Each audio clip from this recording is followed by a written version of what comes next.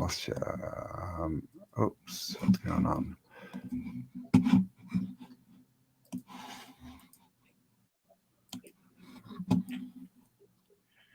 Hello, hello. We are live. I am here with the wonderful Campbell AutoDidactic and the beautiful and amazing Michelle Gibson. Hello, hello. Campbell, you gotta mute it on your YouTube. There we go. Ah, what have I done? Hang on. Oh, it started. Whoops. Oh, Hey, sorry. Bernie, Yeah. I look like the StreamYard duck right now. There. Here we go. Hey. Is that me that's playing background music, or? Yeah, someone. Oh, maybe. Oh. Hello, everyone in chat. This is, sorry, we're a bit late. We're a little bit unorganized, I think. Who have we got here? Sean Dworkin. Hello, Slim Pickings. There we go. G, New Normal. Eric, how you going? New West Reset. Hey. It all moved. Capalicious. Hello, the wild dog of Crazy World. Henry Maldonado. Is that right? Frank James, Scotty, Seeking Sapientia. Nice. Edna Bell, Corky Goss, Natalie, Ringen, 1314. Hello, everyone. Tommy, Crystal Farm Road, Truth Seeker. Hope you're all having an awesome day. Is it gonna play all of that delay and then it doesn't work when we start? My goodness. All right. Well, sorry, scrapping the intro that I was trying to do. Is this my grand intro? Oh, there we go. There I am. I spent Okay. days making that. Intro for all of us. Spent days on that. We are here now. We are streaming to AutoDidactic YouTube, my Bernard Conkin YouTube, and not this week, but the next time we have the three of us together, it will also be streaming to Michelle's channel as well. And we'll see my amazing intro. Yes, it took exactly. Me months to make. Months, all condensed into, well, hopefully we can edit hour it in or actually so. after we're done the stream. But we will let you take it away, Michelle. You're gonna start leading us off with the recent history that gives evidence towards how our history has been rewritten, I do believe. Thank you for the intro. Yes, that's what I'm going to do. History. Let me see here. Okay. And I don't think I'm going to have any audio to share. Did that pull up what it needed to pull up? Yeah, it's yours that is, you got it. Oh, yep, got you now, yep. Can you see that okay? Absolutely. Yep. Okay. So I really do have a lot of material that I can cover on a lot of things.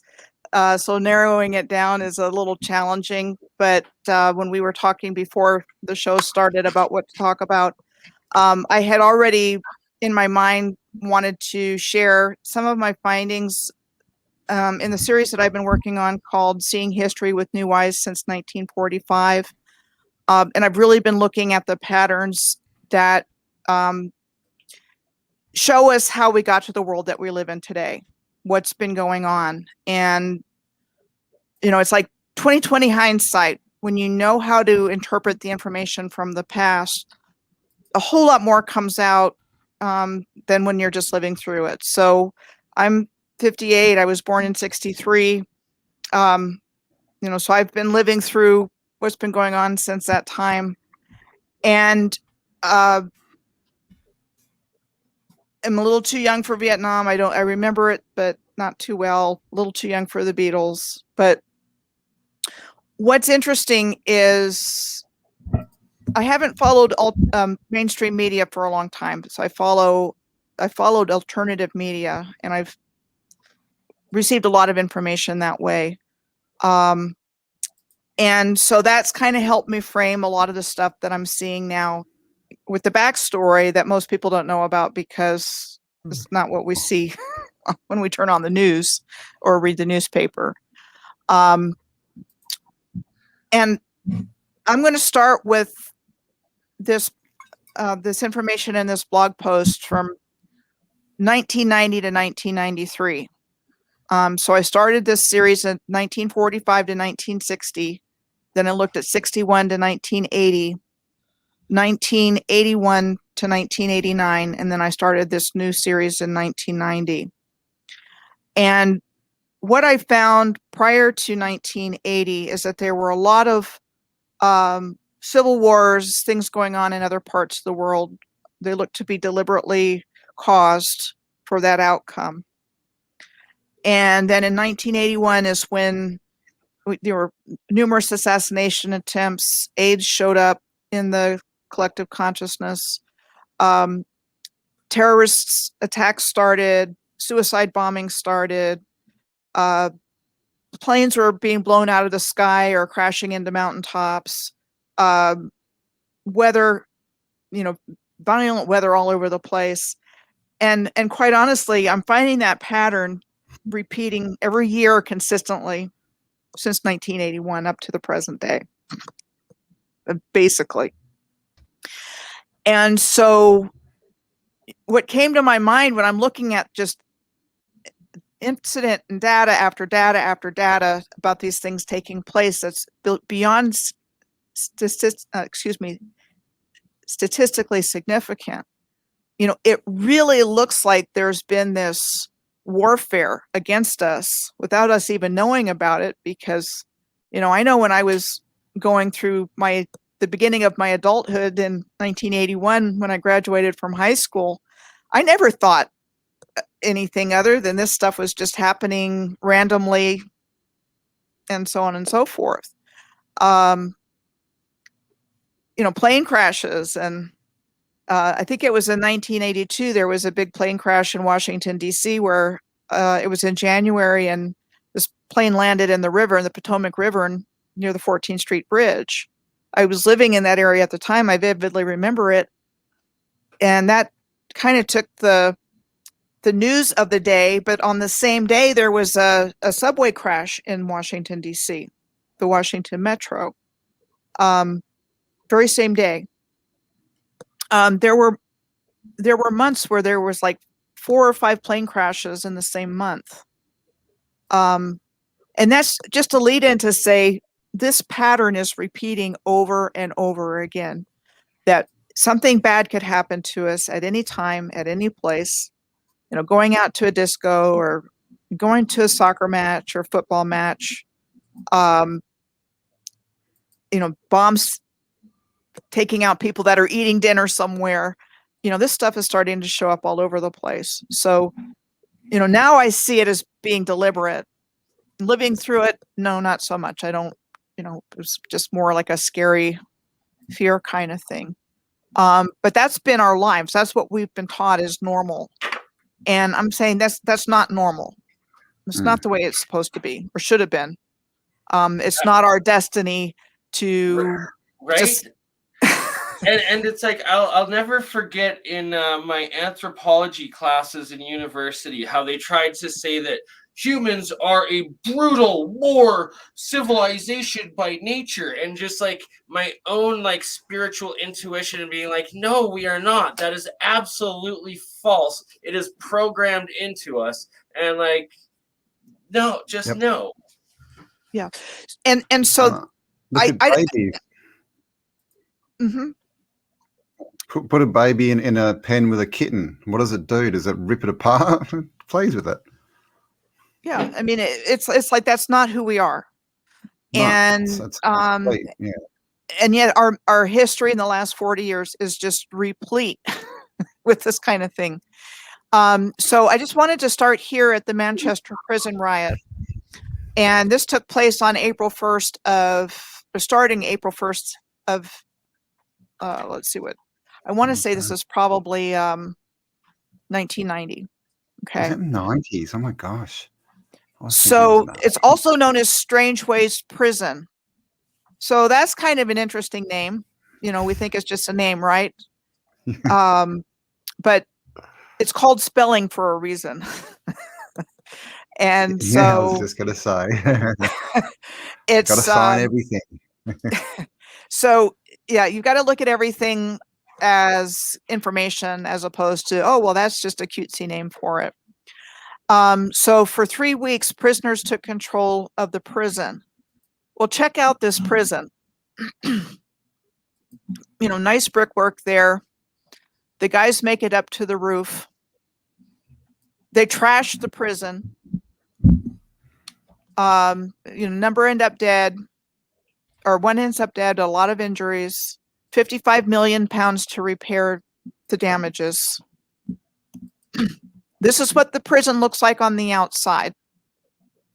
Okay. And, for those that have studied mud flood, that's a pretty characteristic feature. That just looks like, they just needed to spend that extra $1 million to put the extra architecture and the trim around the windows there for all of those penned up prison mates. It makes perfect sense.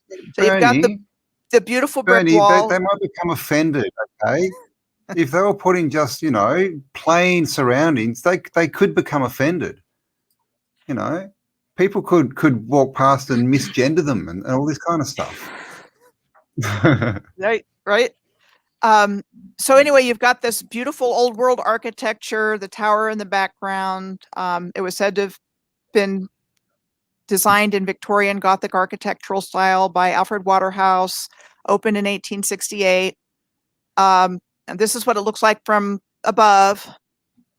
And then you're still getting this interesting looking wall going on here. That makes sense, right? Yeah, that's the first penitentiary, isn't it? Is that the one that was the first penitentiary? It looks like because they started putting people in pens, like separating the prisoners. Is that one? And I'm not really sure to answer your question, but what I can tell you that it's very clear that these original old world buildings were turned into prisons and museums and schools. And they went from having some beautiful purpose on the Earth's grid system to becoming a control mechanism. And a really good example of that is coming up here. So this is the Manchester Assize, or Assize, I'm not sure how to pronounce that, court building, which is built right next to Strangeways Prison, supposedly by the same guy between 1859 and 1864. Well, look at that beautiful cathedral window right there. I wonder what that is. We're taught that would be like a cathedral. And it's the most likely those three arches are the solstices and the equinox. The sun should align to those on those days in those archways. So you've got this beautiful architecture that's the court right next to the prison. And I think that's where they sentenced people to death and stuff like that, if I remember correctly. But it got blitzed during World War II. And so they had to demolish it. Imagine that. This is the court. I've never heard that story before. Is that new? So that's what it looked like before it was hit by bombs between 1940 and 1941. And sadly, that's the fate of a lot of this older architecture. And I've really come to believe that was the purpose of the wars, was to get rid of this stuff. Right? Like your interview with what channel was 100%. it there? But you guys brought up, like, in the Vietnam War and the Korean War, the giant plane of jars that had no military strategic at all was the most bombed place in history.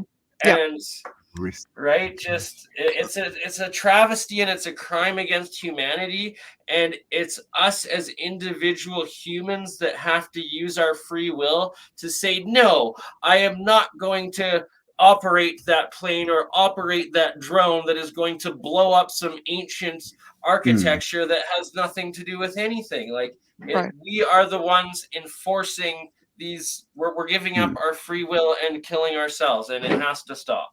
Right.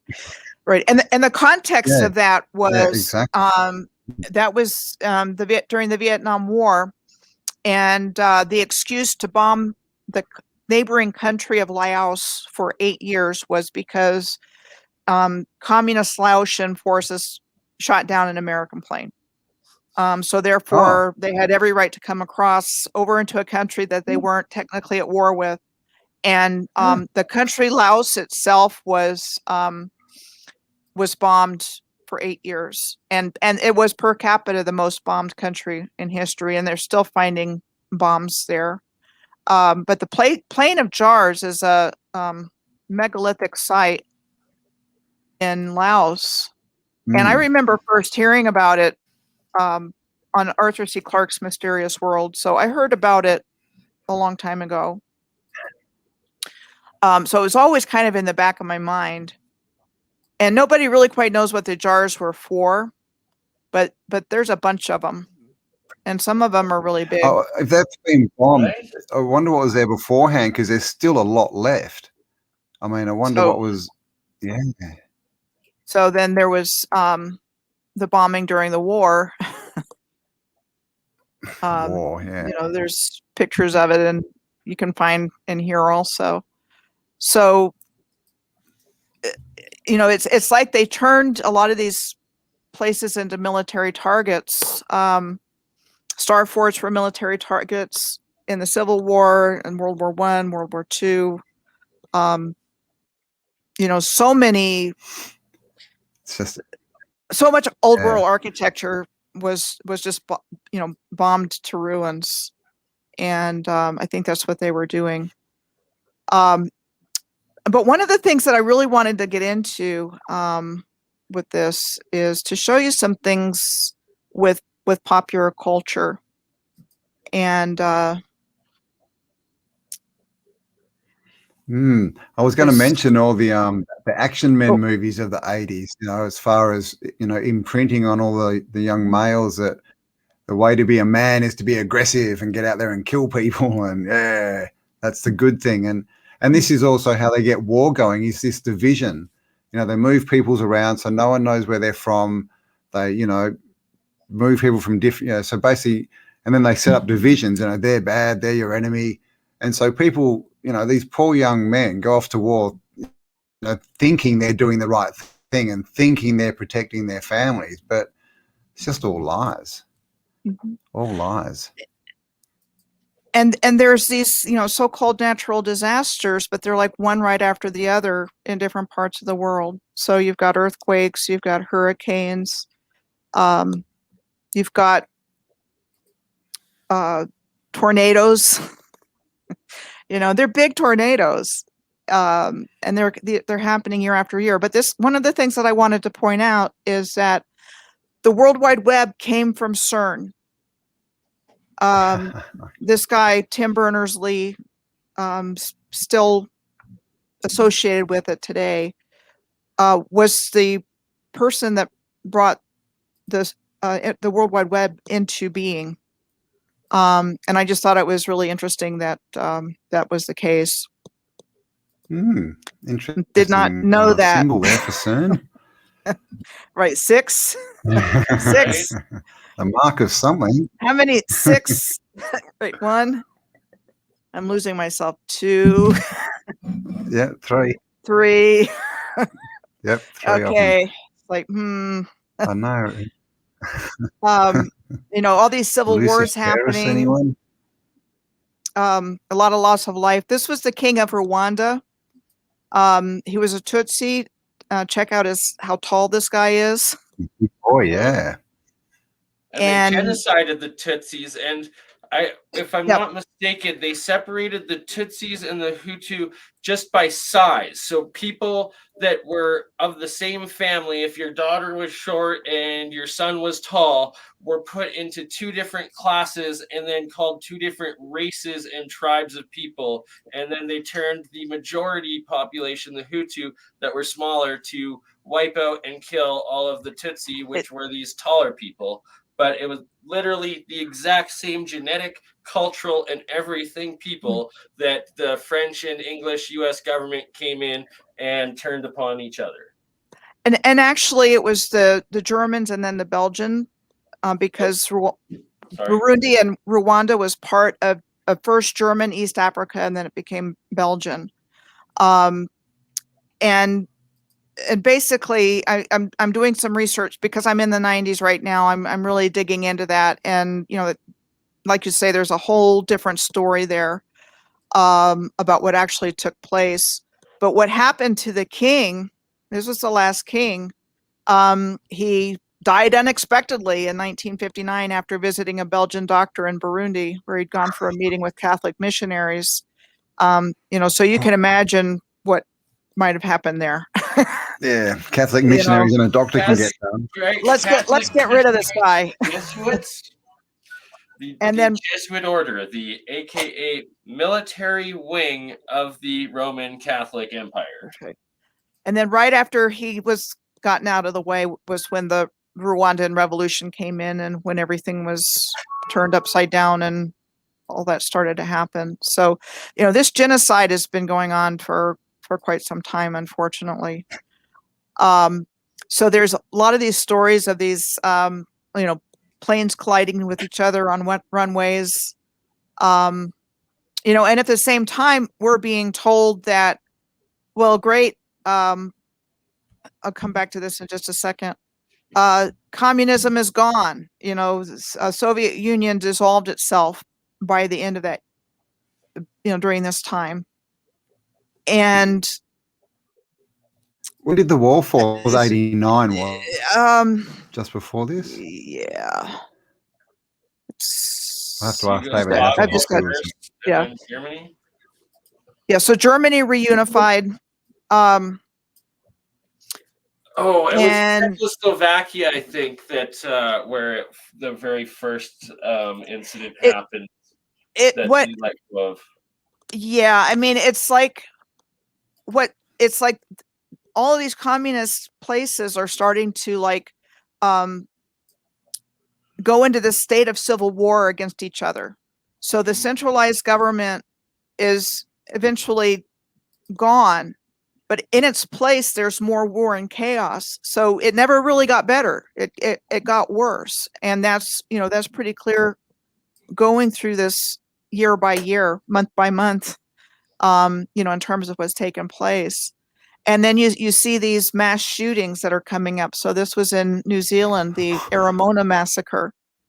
And so at the time, it was New Zealand's deadliest shooting and led to changes in firearms legislation.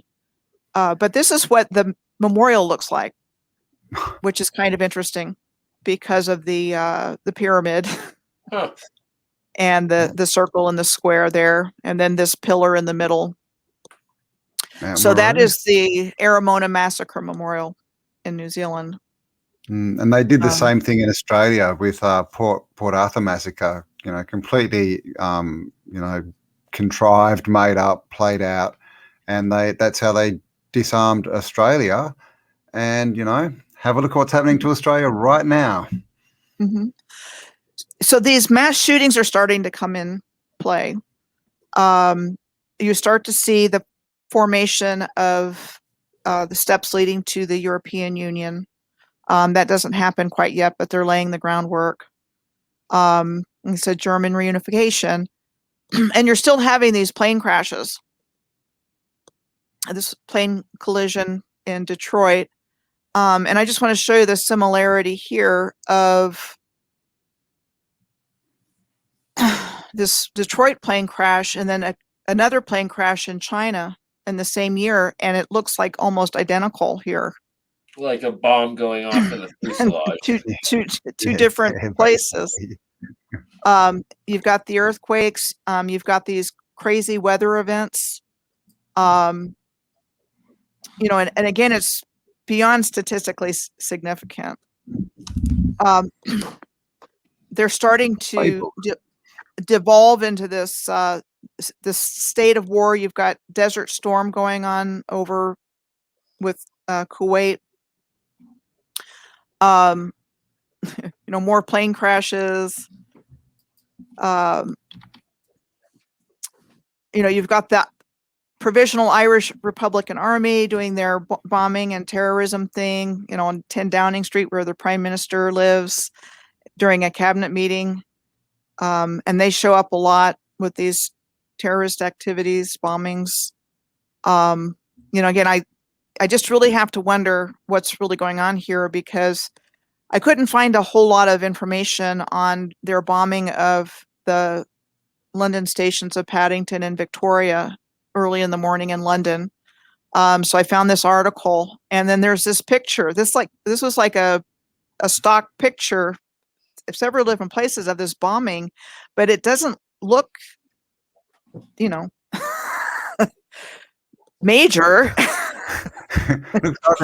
Looks like they've got the local skinheads and going, just go in and mess it up a bit, Yeah, I mean, that's exactly what I see when I look at that. It's like that's all that.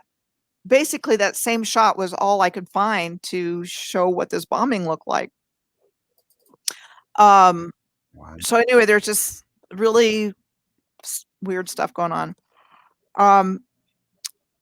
And I'm just going to scroll through this. I did want to point out that there were two things that happened. One is that the Bangladeshi general election elected a nationalist party prime minister.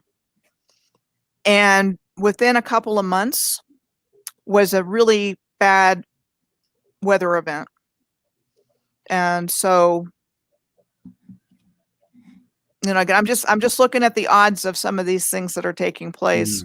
Well, it's all coming out now, just in the last month or two, isn't it? That I mean, it's all been out there, but it's starting to realize that the governments admit that they've been cloud seeding and they're doing all this other stuff and they're playing with the weather. It's been going on for decades, clearly. Absolutely.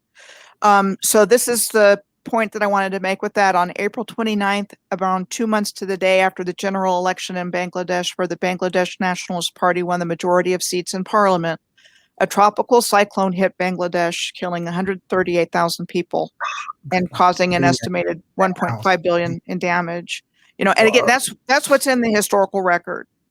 But a lot of people. But holy moly. And then on the same day, there was an earthquake that hit in the Republic of Georgia, in around the same place of this breakaway republic called South Ossetia, which this again had taken place in the same year, where it was saying we're independent from the Republic of Georgia. And so the same day that this cyclone hit Bangladesh, or around the same time, like a week later. No, it was the same day. That happened. So again, I'm just like, what are the odds of this happening naturally? It's just. What's that place called again? Is it Lu something? That country that autonomous region they created? Well, it still exists today, and there's several in Georgia. So there's South Ossetia, and then there's a couple of other ones there as well. So it just really seems like one that has festivals every year, and you can actually get passports from them and become like a diplomat and stuff. Yeah. I mean, this is the kind of stuff that's happening. I mean, the Soviet Union is dissolving at this point. They're still there, but they're dissolving. And all of these little republics start having these aspirations to be independent. And then there's civil war. And, it's not this dream of freedom that those raised in the West believed the situation to be, that communism was bad, and it's just divide and conquer. Right. That's right. And at the same time, it is such a playbook because they had to introduce the whole terrorists, tell the world what they were before they could get to this point and start calling normal people terrorists. They had to prove the threat, the unseen threat, right? Right. And then you get these stories with really suspicious causes. So this flight in Nigeria, there was a fire that caught fire after takeoff in Saudi Arabia, crashed while attempting an emergency landing, killing everybody on board. And then when I looking at it, the cause for the fire was attributed to the overheating of an underinflated tire, leading to an in-flight fire. Leading to the roof burning off. How did that roof burn off? Yeah, I mean it's like that. It gets better. Some of the examples. I'll show you my favorite one when we get to it. So I'm just going to fast forward this because there's a lot of information, but this is the point that I wanted to make, and some of this is in deference, Bernie, to your music background as a DJ. Perfect. Normally, that Nirvana cover you have right there was actually one of the first CDs I ever bought in junior high. Okay. So we're literally going into my music history. Well, you'll love the topic of this conversation then, maybe. So normally I would not have gone down this road. I would have seen this and I would have said, oh, okay, well, I'm just going to pass over that because I'm looking for plane crashes and earthquakes. But there were some things that really caught my attention on this. So September 24th of 1991 was called the best day in music history because 3 bands released their breakout albums on the same day. On that day, Nevermind, with its album cover featuring a nude baby swimming towards a fishhook with a $1 bill on it, becoming one of the best known album covers in American popular music. Okay. Within 4 years or 3 years, Kurt Cobain was found dead. Suicided. At his home in Seattle. His death was ruled as a self-inflicted gunshot wound to his head. And it was attributed to his drug addiction problem. Now, that would not have meant anything to me 30 years ago. I would have seen that and I would have just, oh, a baby, how cute. But for those of us, pedophilia being promoted right there, right? Putting the naked child as art. That's kind of the direction. It's like, what is the meaning of this that's hidden? And so that's one point. The Red Hot Chili Peppers. The title's interesting too, isn't it? Like Nirvana, Nevermind. Don't worry about heaven. There's lots of implications here. So the Red Hot Chili Peppers released Blood Sugar Sex Magic, and that was certified gold, platinum, and it's been platinum 7 times in the US and sold over 13 million copies worldwide. Now, that's one weird album cover. And it's not the kind of music that I would listen to. I mean, I really like easy listening. I like what you would call new age music or instrumental. Flowing things that flow. And grunge rock. Yeah. Red Hot Chili Peppers can kind of jolt your system a bit sometimes. It's very sort of ooh. So there's the title of the album, Blood Sugar Sex Magic, and then when I saw that, I thought of the swastika. But regardless of what it is, because I tried to compare it to a swastika and I just wasn't getting it, but it's still an interesting image there. It was recorded in Harry Houdini's house. it referenced sexual innuendos, references to drugs and death, themes of lust and exuberance. And, it's just like, what is being encoded in our minds and, the minds of impressionable young people with this kind of theme, if you will. It's being put out there. Magic. It's highly This popular. kind of magic, right? They tell you right there. Yeah, it's like it just seems like there's something going on. And then on the third album that was released on that day was Bad Motorfinger. And that was Chris Cornell's band. Soundgarden. And so when I saw the album cover for Soundgarden, what came to mind was the black sun symbol, if anybody's familiar with that. Yeah. Oh, yeah. And drill, all that. Black hole sun. Yeah. And that song's on that album too, Black Hole Sun, yeah. Right. And so he was another one that after a performance in Detroit, he was found dead. He suicide. actually spoke out a few times as well. What's his name from? Oh God, I'm going to forget now. But yeah, someone else. They were speaking out about children and the whole children sort of thing. Oh, and they both wound up dead. Chester? When he spoke out against it, or no? Yeah, it was just a couple of years ago. Yeah, they were talking more about the deep state and the children and trafficking and that that Chester guy. I can't remember the band anyway. Bennington was his last name. Yeah, that guy. Yeah. Chester Bennington. What band's he from, people? Let us know. Linkin Park. Thank you. Hatless Chimp. Thank you. Linkin Park. Yep. So you've got 2 suspicious deaths there, 3 breakout albums on the same day. Dead Can Dance, which was a band that my brother really liked when he was a teenager, had a album called Black Sun Ceremony. It's just so in your face when you look at it, like with these glasses, isn't it?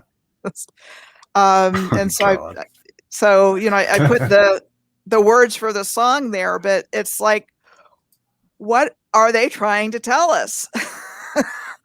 And I really do think that there's predictive programming in a lot of stuff that's telling us without telling us. So they fulfill the requirement to let us know what they're doing. But then there's a lot of artists, I think, that are also telling us what's going on in their music, but we don't necessarily know it. I mean, it's all incantations and spells and it's a big, all the world's a stage, right? And I guess whoever's writing the script is putting on the show and, Yeah. So anyway, there's that kind of thing going on. This is more destruction of old world architecture in Yugoslavia and Croatia, between Serbia and what's left of the Republic of Yugoslavia and Croatian forces. So they're destroying this UNESCO World Heritage Site.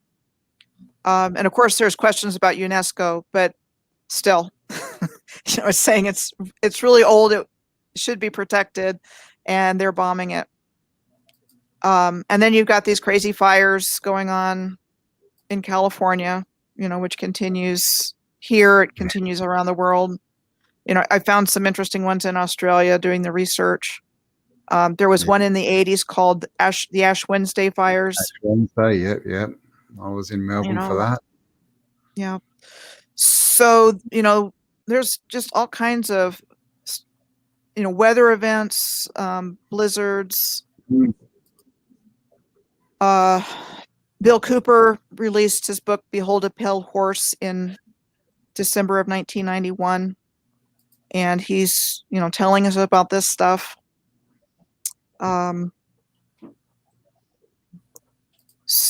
So I guess I'll stop here, but again, it's just more of the same.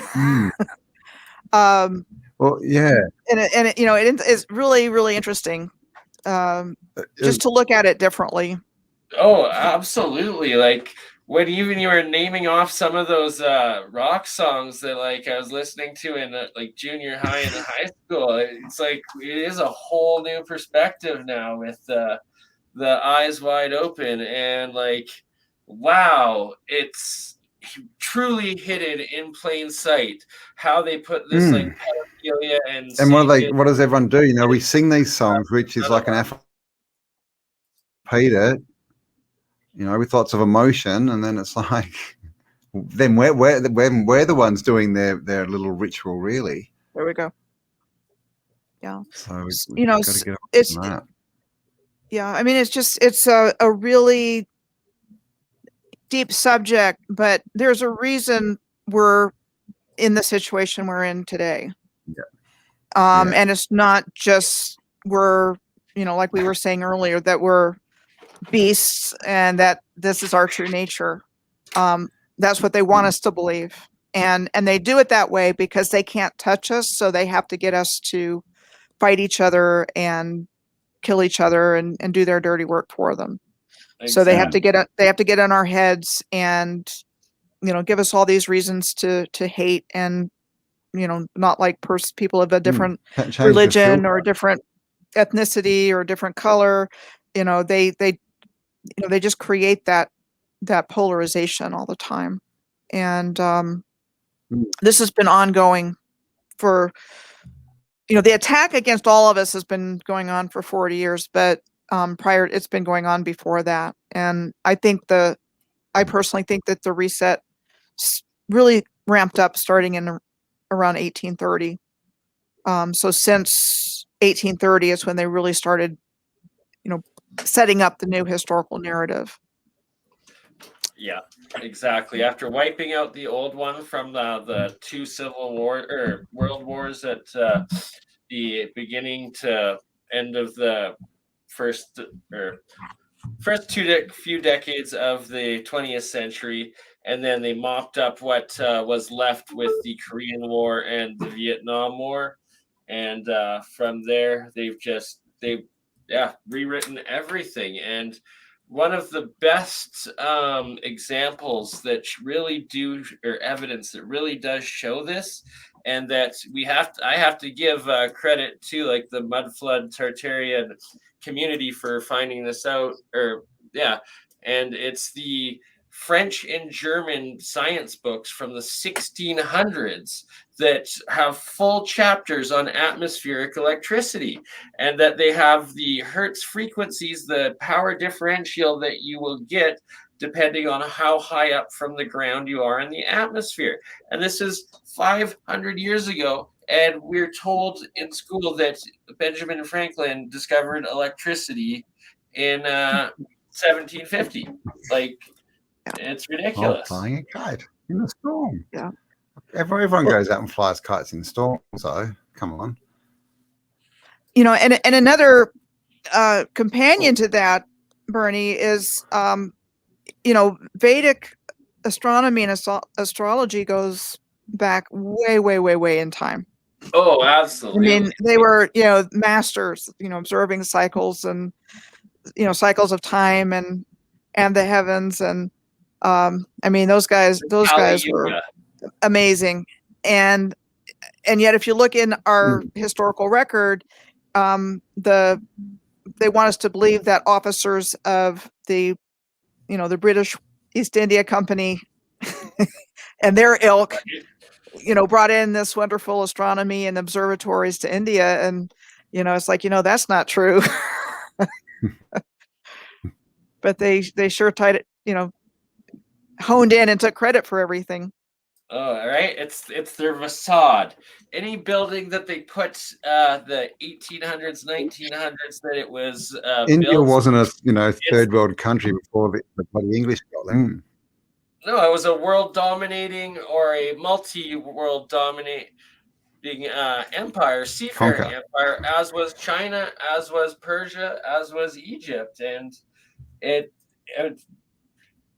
I really, more than anything, am fascinated to find out what was the catastrophe that caused they were able to do this reset a couple hundred years ago and get away with it. That when the British and the Dutch, I guess, essentially started taking, and Spanish started taking everything over and wiping everything out.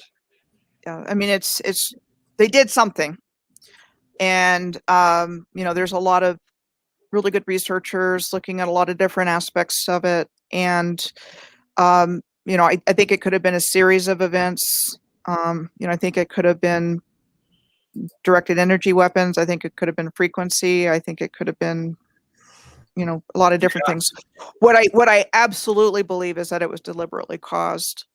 And you know, I know there's those folks that see it as being space weather and all that kind of stuff, but this was deliberately done. I mean, the reset was deliberately done. So it's like somebody was waiting exactly to do this. And so I really think there's that element of black magic that we've already been talking about. And somebody's bringing up the Mahabharata, and if you look at Western India, I mean, it's radioactive to this day. Right? You know, somebody fried that place.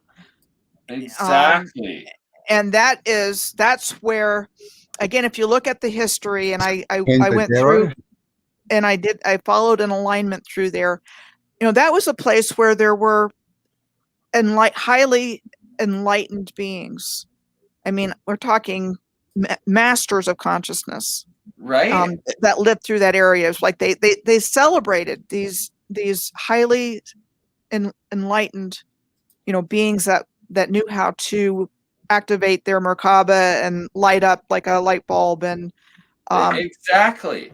And you know, like those Mongolia, right next to Tibet, right in the heart of that spiritual heartland, and we're designed to be taught like the racist conception of you're a Mongol, you're degenerate if you're a Mongol. But it's like those are the most. I actually have a couple of friends that live here that are from Mongolia.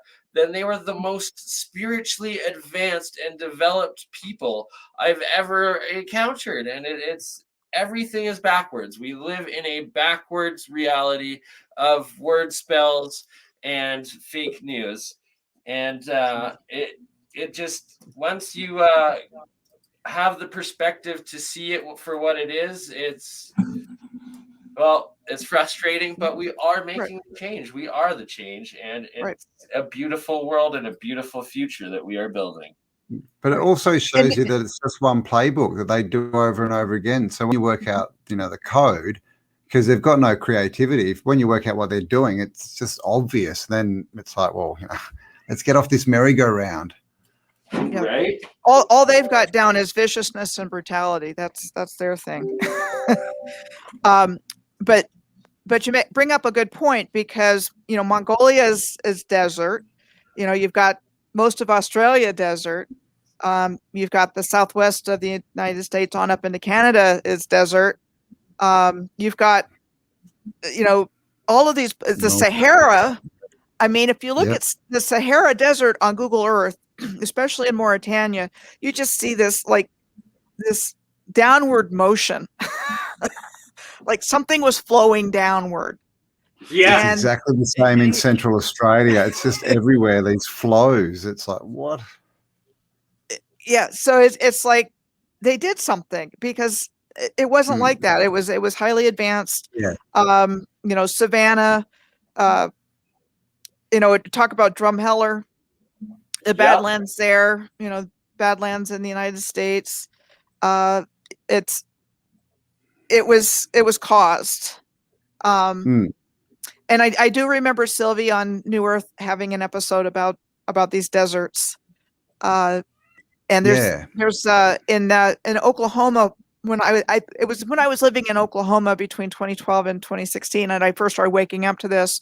And a lot of I watched Sylvie's channel at the time, and she really brought in a lot of really good information about the star forts and these kinds of things. But there's a little Sahara in Oklahoma with sand dunes and everything. And, that kind of fits that category because I really think there's, pyramids underneath those sand dunes. Oh, yeah. Not just there, but everywhere. I couldn't agree more. There's deserts in places you would not expect to find them. There's one in Brazil on the coast. It's like the wettest desert, so you've got all the sand and then you've got these pools of water in the sand. Okay.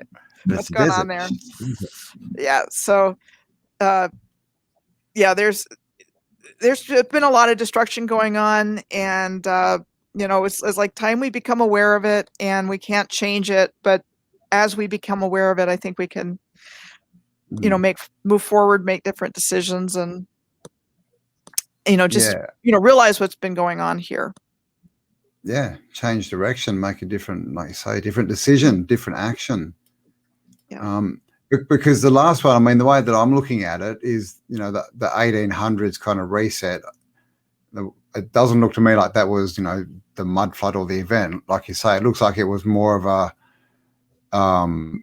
intellectual, memory reset, sort of just picking people out and things, destroying bits and pieces, confusing people, and then they could go in and put in their order, get things right again. And also when you mentioned about, wiping out all the rishis and the wise men and all this kind of stuff, it'd be, because there's the is it the Maharishi experiments where they got the people to meditate, and you only need a small percentage and it changes, the whole vibration and frequency. I mean, imagine if those people were enlightened beings and they were in certain places dotted across the earth, what them just being there and existing would do to the frequencies. So of course I would go and target people like that, because that would drop the whole earth frequency, wouldn't it? And boy, have they ever been targeted. I mean, if you look at Tibet and what happened there starting in 1950, I mean, yeah, Tibet was the last living cultural vestige of this original civilization and what they were capable of doing within the human mind and the human body, and our capabilities. I mean, it was much more widespread than just there, but they were I guess because they were kind of isolated, they were the ones that kept it the longest. And they just, they got tortured and killed and, you name it. So yeah, it's just over and over. Yeah. So what the controllers don't want is us knowing all those things about meditation and our abilities, our real abilities. And that's why sciences. Yeah, that's why they've gone through all of this. Which is a good reminder, Bernie, if anybody's familiar with the YouTube channel Spirit Science. Yep. You heard of it? Yep. If anybody wants a fun way of learning about a lot of this stuff, it's really cool. He's been around for a while. Cartoons, yeah, it's been around for years. Yep.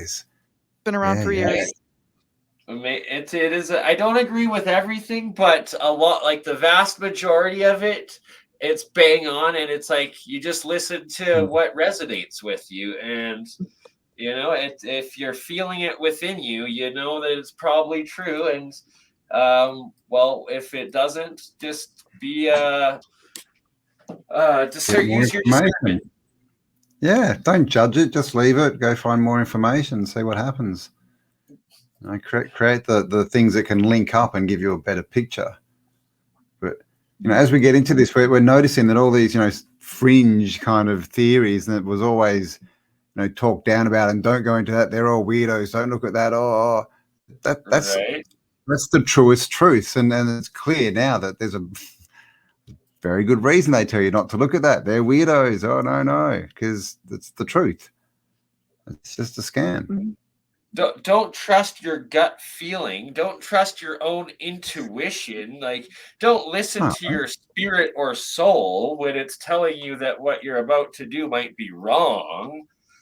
Don't worry about karma. It's all about, being in debt to afford that Mercedes that, you're never going to really drive anyways because you're too busy slaving away to pay it off. Yep. Right. And then you can go home and watch TV and we'll tell you what's real. It's a nice little plan. I stopped doing that a long time ago. Long before I woke up. I just didn't like it. Well, that's Yeah, how right. it helps you wake up, is when you start listening to yourself. It's like I've never been able to watch a scary movie or a suspenseful movie. Me neither. I just can't do it. Right, but it's like, why would I put myself through that trauma? Why am I going to traumatize myself with that? And that stuff stays with you. You don't just go through it while you're watching it. It goes into your brain and like becomes a part of you. That's exactly right. And it's like, I didn't want to put that stuff in my brain. I'd much rather, research interesting stuff like hidden history, and alternative history. Exactly. My husband would watch movies like Predator or Silence of the Lambs, and I'd go into the bedroom and he'd be like, "Darling, where are you? It's just a movie." And he's about to kill her. He's about to kill her. He's from Texas. And no, I can't watch it. It's just, it's like my body reacts to it like it's real. Yeah, but it is. Even the sound. Frequency. Yeah. Especially the sound. Like, I always have to point this out, that Marilyn Manson didn't stop making music because making albums and releasing albums because he didn't want to, or it wasn't profitable or anything like that. It's because he was getting paid more money and was told to put his effort into producing the soundtracks of horror movies, and that they're doing the subliminal messaging and emotional manipulation through the frequencies in the sound within the movies. Yeah, well, we all know back in the, 60s or 70s that they did the subliminal messaging with the popcorn, and they flashed it up, and it said, what does it say? You're hungry, you want popcorn or something. And in the interval, everyone got up and went and bought popcorn. Yeah, after the movie's over, right? Yeah. Like, so and that was decades ago, and people, don't take it on that that's real. And so how far advanced is that now? Exactly. Like, and I will not sleep in the same bed with my girlfriend Amber on a night that she watches a horror movie, because 10 out of 10 times she will wake up screaming, shrieking, scratching, punching, kicking, and I'm literally getting physically assaulted from the trauma that the horror movie has instilled in her. Like, the imprint. Yeah. If you want more evidence than that, I don't know what to tell you. Yeah. So again, that's, all of these things are going on, in our education, we're being dumbed down in terms of, critical thinking was removed from the curriculum around 1850. So they just want us to memorize and regurgitate. Conformist thinking is rewarded and divergent thinking is not. And that's probably only gotten worse. I mean, like I said, I graduated in 81 from high school, so it was kind of a different world back then. But it's like, if you think differently or act differently, you tend to be. Sorry. It's okay. But there's this ostracization that goes on if you don't do what what the crowd does. Exactly. And it's what are you going to do? It's ridiculous. You have the herd mentality, and that's why though it is so amazing, and the accelerated advance in the shift of the Grand Awakening since the COVID lockdowns is that it broke that mass movement, the mass sheep herd day to day grinding gears of the routine of the ant farm, and half the people have at least started to listen to their own spirit, their own voice inside, and started to wake up to the fact that there's more to life than just having that white picket fence, a golden retriever, and a executive spot in your local team's seating arena. You know, like there is really. Well, that's really kind of how they hid this from everybody. I mean, I think this was always the plan,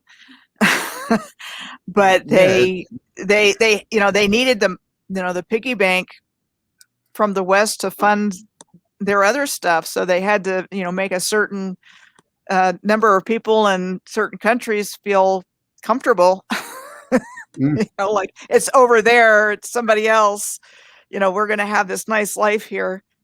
And it's more division, economic division as well. Right. They're a third world country, right? We're first world because we're on top. We got the gold medal. They got bronze. It's like, come on, really? Third world? What does that mean? It's just all perceptions. And I was watching something, and someone said, it might have even been Lorenzo, that there is no money. There's only credit and debt. The whole money thing is it's an illusion. That all there is credit or debt. Like, that's it. There used to be money. A gold coin is worth something because you can then turn that into something else that's worth the same or more. You can't do that with a dollar note.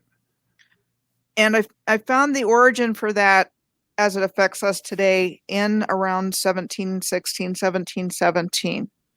And that was a Scottish man named John Law, and the founding of the Company of the Indies. And apparently he was a gambler turned banker. Was good friends with the King of France. And he was studying. One of the things he was studying was the Dutch East India Company, or Dutch West India Company, VOC. Anyway, it was like, of all time, it was the richest, wealthiest company. East India, the first multinational company. So he studied that. He studied aspects of banking, and he's like, let's try this. Okay, so people invested in this whole Mississippi company venture of his, and everything was going great for about 2 years, and then the whole venture just fell apart. But we got the word millionaire from it. We got the word, bubble from it. And and that was real. I think that was where our current financial system started. I think it was introduced by him during that time. That's interesting, and that's the mid date of the, the time bubble. Time, that I talk about. Right, exactly. There's and some interesting things happening during that time. 1717 was the year that the premier Freemason Lodge of London was founded too. Yep. So interesting things happen there, and that's one of the reasons I subscribe to that idea when I really started looking into it. I know. I mean, what happened at that sort of late 1700s to early 1800s sort of time frame? Like, everything changed. I mean, you look at the clothing of people, from the 1700s to the clothing of people from the say 1750 to 1850. They're completely different. Like, you go from these amazing fabrics and everything's ornate and everyone's dressed up to the nines to just everyone's in a hat with a trench coat on. It's right, it's everything. Is a brick castle, and then anything that is brand new or from that point forward is a little wooden shack. And it's like, okay, so you're trying to tell me that when you guys first got here with absolutely nothing, you were able to build this ridiculously insane castle, but then the next thing that you were only able to build for the next 10 or 15 years are these little tiny wood shacks that, like a Sasquatch could probably build. Right. Well, and that's a big clue. And that's a big clue as far as the reset goes, because you've got, like you said, you've got these wooden shacks right next to these amazing buildings. Yeah. Or you may built with like the World's Fair. So we built the whole thing. We built it all at the same time, and all these amazing buildings. But we just decided to build the entrance and the where you pay and get your tickets out of wood and make it look like a shed. I always look at the fences the wooden fences. You think, oh, they build these massive structures, and then what? They just get these picket fences. That's all they can do for a fence. Yep, it's ridiculous, and it's like, and not just that though. They built it, and then they tore it down 2 years later because they no longer needed it. But they did need all of these wooden huts that. None of them get ripped out. They rather tear that down and then build a wooden hut to live in. Yeah, keep the slums. Yeah, keep the slums and rip down, the best hotels, of course. We're doing things in reverse here, Bernie. Come on, get with the game. Backwards land. Bizarro land. Who we got here? Mr. Brees, Face Typer, hello. Callum Wilkinson, Eric. Today's clothing is great when it's yoga pants. Well, there you go. Craig lies in the mud. You guys, I'm just gonna take a quick 2-minute break, and then if we can come back and do like 20 minutes on the ley lines, the cathedrals, and the other section of stuff you were gonna present, Michelle. Is there still time for that tonight? You still good? Did you get that my brilliant, amazing intro up and running? You can play that if you want, Bernie. Yeah, let's see if I can get that to work now. I've got a copy of Big Balls. Well, let's see. See, I've talked myself up so much now that it's not very good, and people are just going to mock me when I come back. So please be nice, people. Hello, Truth Unveiled, Rosetta Stone, Hippie Shake, Slick Firmament.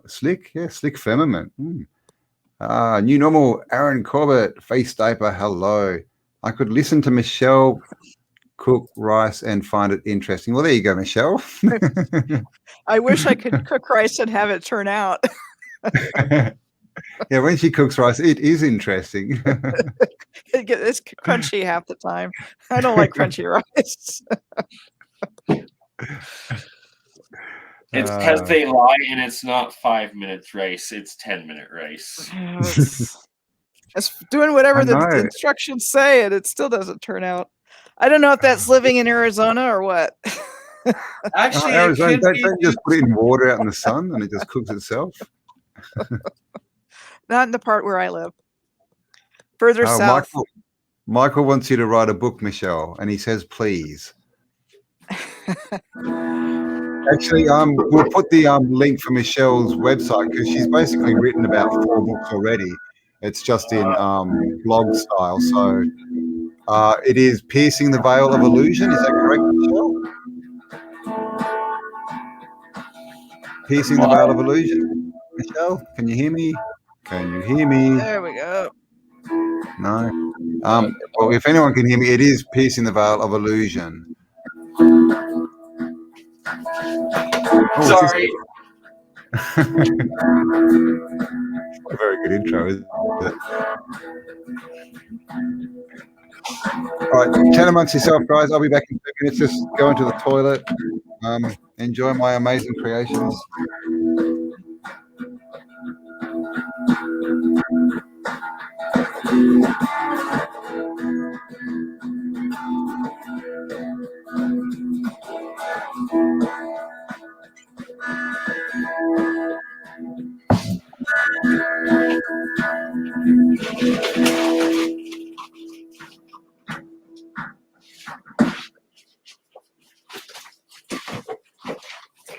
All right. Okay, so me and Campbell will be back in 5 minutes. Michelle, if you need to take a break, or you can just start presenting some of that, and I will be listening on my cell phone and be right back. And thank you so much. Well, I think I will probably take a quick break too, but I do have some things when we come back. All right then. Okay, I will play something in the background, everyone, and we will all be back here in 5 minutes.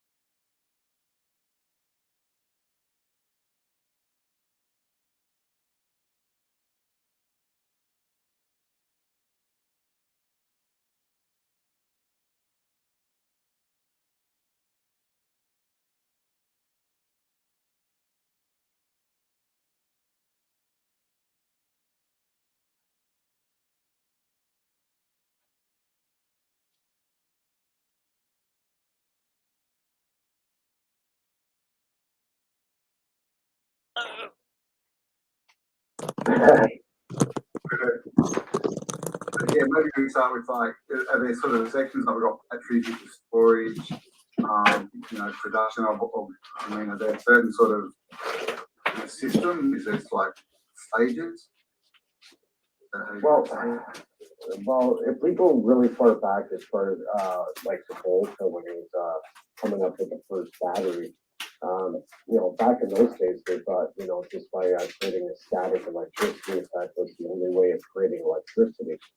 But when Volta started doing experiments with using copper and then a dielectric and using some acid of some sort, that they were finding that they were getting electrical current using certain metals reacting with an acid or a electrolyte.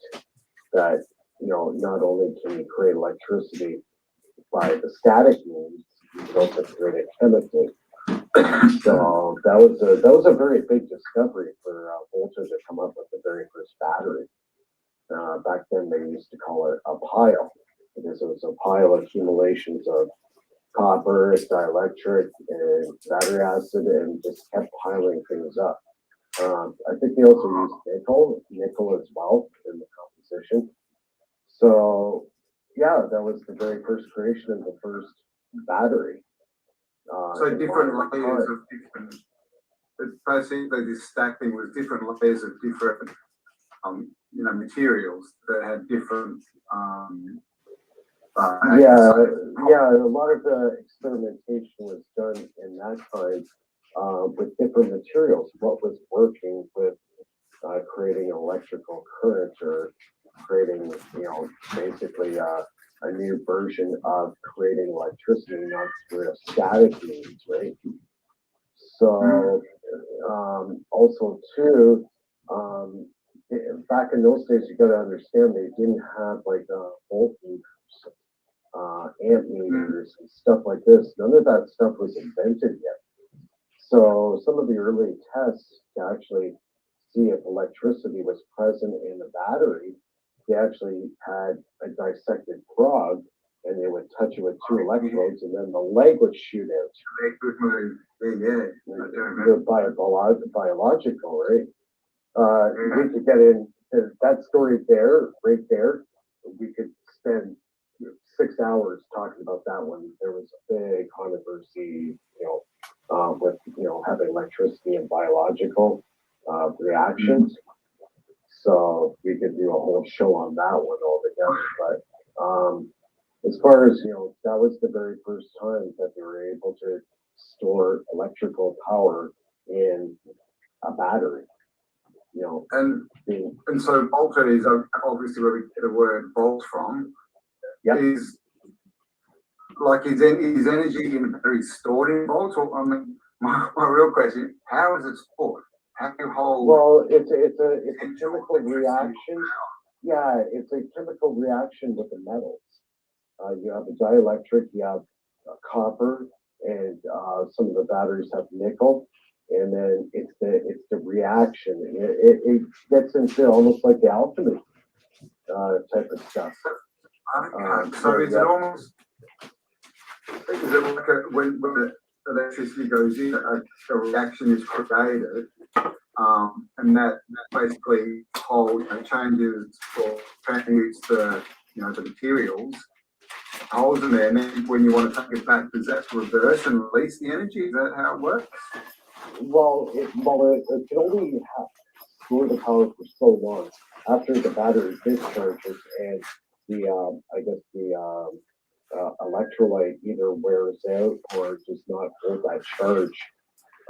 With the reaction with steel and the copper and the dielectric, it breaks down, right? An acid will naturally break you down. And that's the good question and point of it is that it's these endothermic, exothermic reactions we're taught in chemistry class, but that's putting out energy, which is your heat, which is your cold, it's absorbing it in endothermic, putting out is exothermic, but that's also electric energy as well that is in that reaction, so that it's creating a battery that you're not having to do these chemical changes in that deteriorates it and builds it up or destroys it. Like in your giant D3 0.5 volt batteries, it's zinc around charcoal, where you're getting your current from the zinc dissolving into that charcoal, creating a chemical reaction that's then putting out this electrical charge. Like when Volta was doing some of the experiments, he had to be very careful because some of the acids that were coming off these piles were actually, they're quite toxic and also very flammable. So a lot of those batteries back in those days, they did catch on fire from time to time, and it wasn't pretty. And you know, it was just over the years and years of developing the battery, right, that it got safer and safer, right? You know, you didn't have the toxic fumes coming off. But there is still a lot of toxic material in even modern day batteries now. But, you know, good technology gets better over time, right? Most of them are an acid, aren't they? So, well, you see now, like they're getting into these new batteries that a lot of guys are using off the grid homes. They're called lithium iron phosphate battery. It's a dry cell battery. So they also have the characteristics of it is almost like a capacitor. You can charge and discharge way many more times than you could a lithium ion battery. Lithium ion battery is actually, they're pretty unstable, and you know, they have the problems in the cell phones of the lithium ion batteries exploding. Overheating, exploding, yeah. So the lithium iron phosphate battery, it is a dry cell battery. And I have one of them that's actually made for a scooter. I think it's a 160 amp hour battery. But they're very stable. Number two, they're non-toxic, and they're extremely light. Like if you take like a regular car battery compared to this thing's way, way, way lighter. The materials are just so much lighter. But the longevity of the battery is the main thing. That they can be discharged way more than the average car battery. They're rated almost like a capacitor when it comes to like lifespan. So the off-the-gridders, the guys who are building the solar houses and with the inverters and all that stuff, they're all switching over to a lithium iron phosphate battery because they last and they perform, right? Well, there's also such things too, like a mechanical battery. And an example of this is people have created systems where the solar energy activates a water pump that then pumps water up into the water tower while it's using that electricity during the day. And then when you want it at night, you let the water out, go through the hydroelectric generator, and it's coming back out.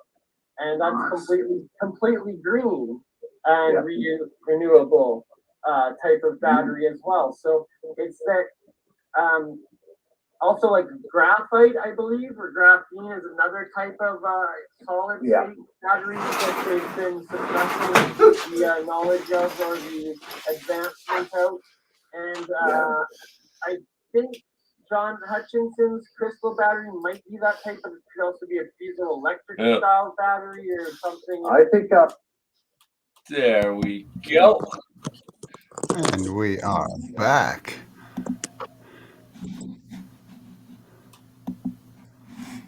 All righty. What do we got here? The only guys I'll stay up past my bedtime for. We love you. Oh, thanks, Michelle. So there you go. Everyone has to give Michelle lots of hearts in the chat, or maybe lots of coffee. Keep her up a bit. Water. Oh, then I'd never get to sleep later on. Where's your kitty cat? Is he asleep? Is he? Well, I'm at a place where the internet is better, or I'd be dropping off a lot. So he's at home and I'm at an office. Oh, okay. Nice. So you're really committed with us here being up late. It works. All right. But I usually get up. I usually get up early and go to bed early. So Yeah. But time zones and all that kind of thing. Wow, I know it's good, isn't it? And it's great we can talk to each other. It's just the time. It's like, I get thing. it. I get it. What are you, 13, 14 hours ahead? So Yeah, it's almost, it's 11:18 p.m. here. Yeah, it's 2:18 p.m. the next day here. Yeah. I guess. Yeah. Yes. So I get it. I'm here. And we love you for it. Oh, and here we go. Everyone loves you. Stuart Rogers, Narina, Kimothy. Here we go. They're all sending you hearts. Thanks everybody. How do I say that? Retinue. Oh, he's put up Retinue 96 something. All right. Thank you everyone for sticking around. At least I'm more intelligible than boo boo boo boo boo. Oh, absolutely. I mean, my brain feels that way, but it's more intelligent than me. It's working. King Vegemite, are you in Perth? Send me an email and join our meetup groups. And everyone out there too, you know, join up with anyone who's in your area. Try and actually get physical meetup groups, you know, get the energy flowing. You know, the power of two people is much more than the power of, you know, two separate people. It's more than 100%, if that makes sense. Did I say that right? Yes. It's almost like the electricity grid that we were talking about yesterday, Bernie. Like you get more output than the original input or base frequency. Yeah.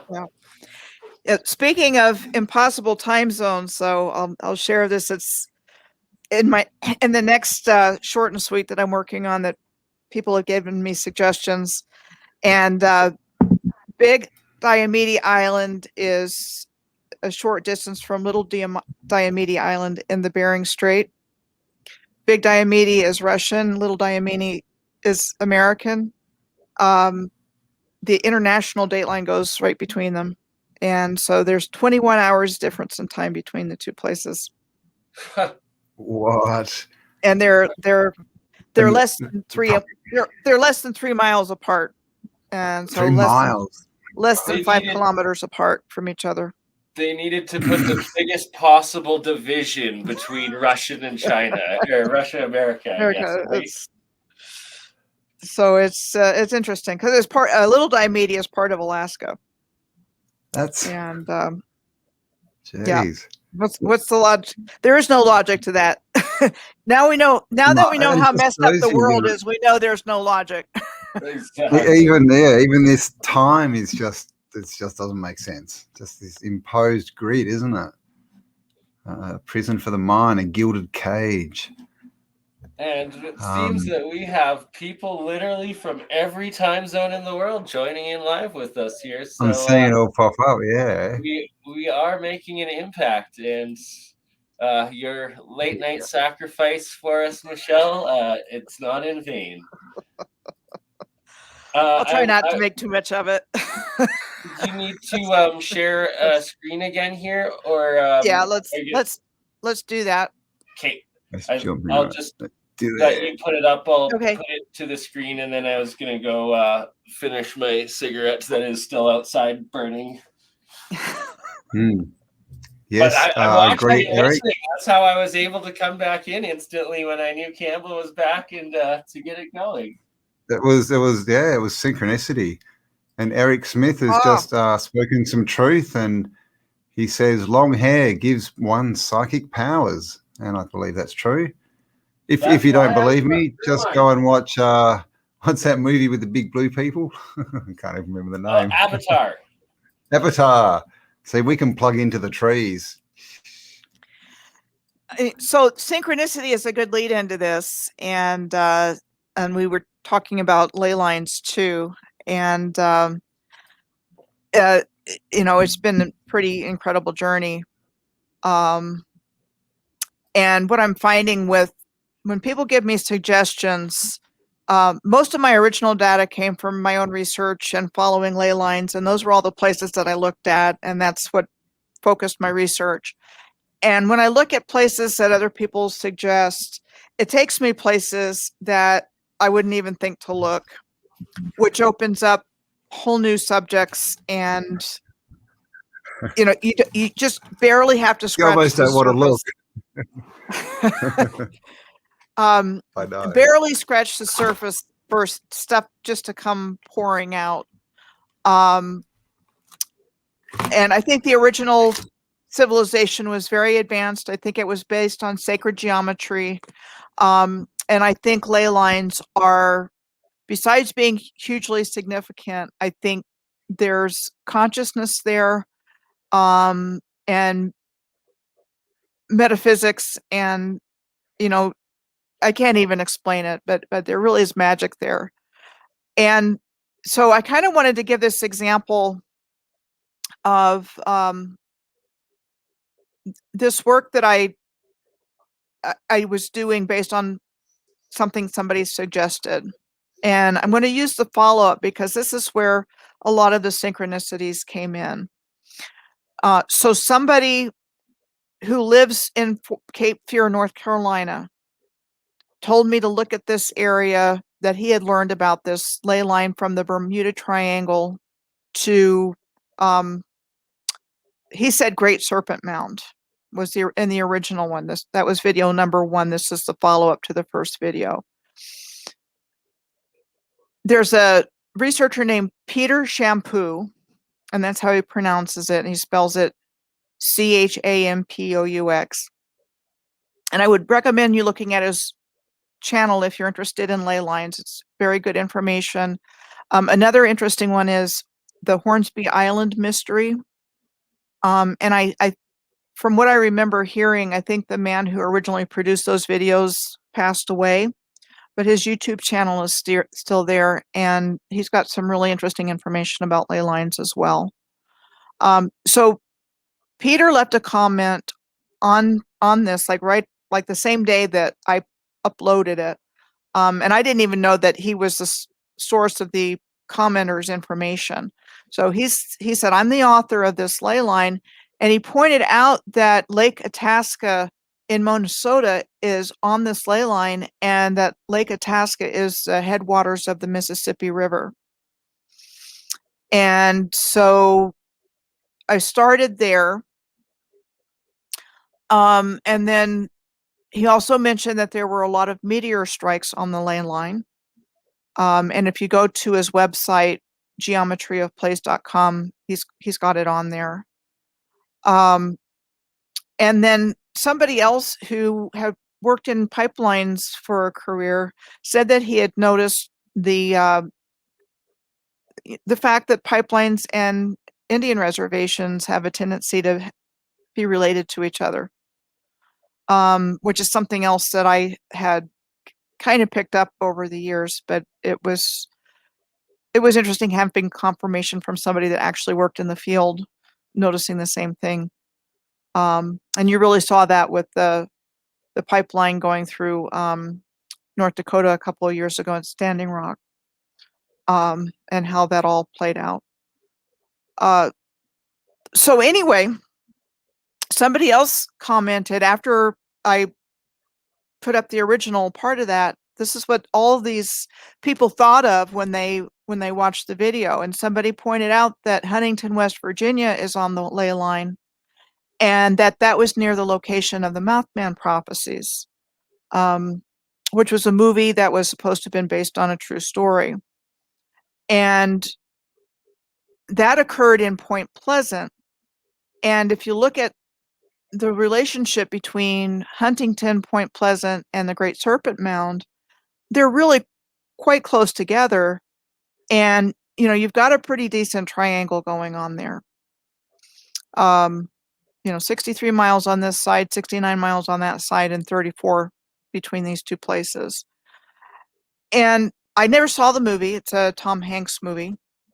Or not Tom Hanks, Richard Gere. But it was based on this reporter, I think, whose wife had an experience, and he went back there to research it. And then I think after I uploaded this video, somebody commented that they actually had an experience with this creature.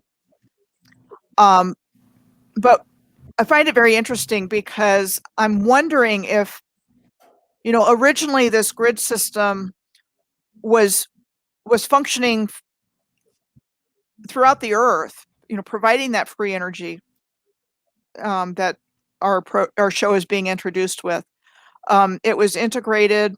You know, I think everything worked perfectly together, and I just wonder if there are places, you know, geometrically on this grid that with an unmanned grid system, if there's tears or holes or, you know, these magnetic anomalies or different things happen, like the Bermuda Triangle and places around the world that have the same reputation, called the vile vortices, where the same types of anomalies occur, where there's supposed to be disappearances of ships and, you know, unusual things happening. So because there are places like this, I just wonder if there's a reason for it. And I'm you know, just kind of speculating there, but it is interesting that there are places that are like this, where there's, you know, enduring legends of these creatures, for example, in this part of West Virginia. And then I also knew from my research that there was this university in Huntington called Marshall University, and all of these universities have the same style of architecture. And I do believe there's a reason for that. I believe they were already built and part of the original civilization. And these are just a few examples. And then Huntington also had a trolley park, trolley line, rail line. You know, there's all of these places that you would never think would have ever had any kind of infrastructure like this. And, you know, there it is. You know, these very sophisticated urban electrical rail systems that existed for a short while in our history, and then they all went away. And they were replaced by cars, buses, you know, things we have today. And there's still is an existing park there. It's one of the few places that were trolley parks that are still in existence. Did you have a comment? It's just, and that's the biggest. Yeah, that's the biggest part of this. I have several of this research is that narrative, isn't it? That, you know, when they were brand new populations, supposedly building brand new, you know, cities and towns and things with small populations, they always built the things that would take the most resources, the most time, the most skill. And then after what, 20, 30, 40 years, they rip them all down and build sometimes crap. 5 years. We no longer need it. It took 1 year to build, but really it would have taken us like 50 years to build it. And it would have cost like $30 million in those days, or actually $30 million in those days. So like $1 billion now to build this. And we only kept it for 5 years before we decided to tear it down and build something not as good for the same thing right next to it. Like, no, that didn't happen. And then it's like all of these older buildings have the buried levels underneath them. Every single city, even in North America, has underground subway systems in the downtown that nobody of the public's allowed into, but they've been there forever. And then it's like documented in Paris, like the catacombs under Rome, of these cities, and then in Turkey, that where their people are actually allowed to own the property and discover it and go down. You have 5 to 10 stories of full city underneath it the entire way down that's populations of millions could survive in. And this is everywhere in the world. So right there, it just doesn't add up. And who's living there and what is the purpose of it? And any place that's dated, it's like they're 10,000 years old or older. So it's pre-Atlantuvian. And that's just the facts of the matter. And if you look at the Crespi collection, you both know of the Father Crespi collection. That's in Ecuador, where he was a Roman Catholic priest, Jesuit order. But he was good Father Crespi, so all the locals trusted him and gave him one of the many Golden Hall Book of Records that are documented around the world. These ones there's actually pictures of. And yeah, every language, if you study languages, if you know languages, you have Proto-Greek, Proto-Sumerian, the what's the one of the East there that the Mahabharata was written in? Sorry, the like ancient Eastern Indian language. Indian, yeah. Ayurvedic, Yeah, Sanskrit. Sanskrit. It's they have in these some of these golden records there. So that one looks like Proto-Greek, the pyramid. Michelle, is it you're sharing your screen right now? Yeah. If you can look up the pictures of the just say the golden or the pages. Sorry. I just smoked some weed while I was outside, so I got super high and had a temporary memory loss. Because I get high. Because I get high. Because I get There's a high. couple pictures that have like 6 or 7 of the pages laid out together that they're all pure gold. Is that it over on the right there? Yeah, that's one of them. So that's rolled, is it? Like really sort of thin? Yeah, gold. It's pure gold, and it's less than a millimeter thin or thick per page. Here, I'll try looking up in another one too. Sorry. And they were doing stuff. Mind Unveiled put out a video yesterday about Da Vinci's art and showing that the layers of paint and lacquer and that are like in the microns. Exactly. And all like the Roman era and Sumerian era is nanotechnology, and that's what we're just starting to discover again. It's been printed. It's like clearly, right? Oh, that means it's been printed. Yeah. No? Well, unfortunately, the nanotechnology is being used against us instead of for good. Definitely. Yeah, I'm sure there's aspects of it that are helping us, but I know there's aspects of it that are not. Well, that gets into the Keshe Foundation and a lot of the plasma research work that he does that I've been learning over the years. And it's a good thing that like the colloidal water, the structured water that you make, so like the stuff that Mike was making there, Campbell, and the monatomic silver, copper, zinc ones that I make. And we'll do an episode on how to do that at home. Definitely. But the plasma water, the fields of it wipes out the nanotechnology. Like it's all about field forces. So if you just have one tiny little one in you and it's not very active, it's like, yeah, it'll kill all the cells around it really efficiently. But like taking one big magnet to everything, it's like it'll swipe it all at once. Like I'm talking like field force interactions example there.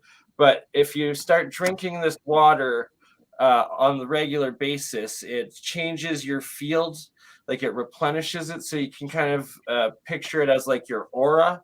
And that by drinking the silver gold plasma water into you, the plasma is the strongest field that you have. So you're replenishing it. So it just gets rid of all of your sicknesses. But where a lot of people go wrong, it's like you'll see people that turn blue or whatnot. It's like, no, you guys are actually poisoning yourselves. You took it too extreme, and that's why you die. You actually are absorbing the chunks of the metal, like whether it'll be copper, whether it'll be silver, gold. It's broken down. Those are where the plasma is monoatomic, so a single atom. Yeah, okay. The blue is it's when it's oxidized, so you have a copper, and then you have like 2 oxygens per atom,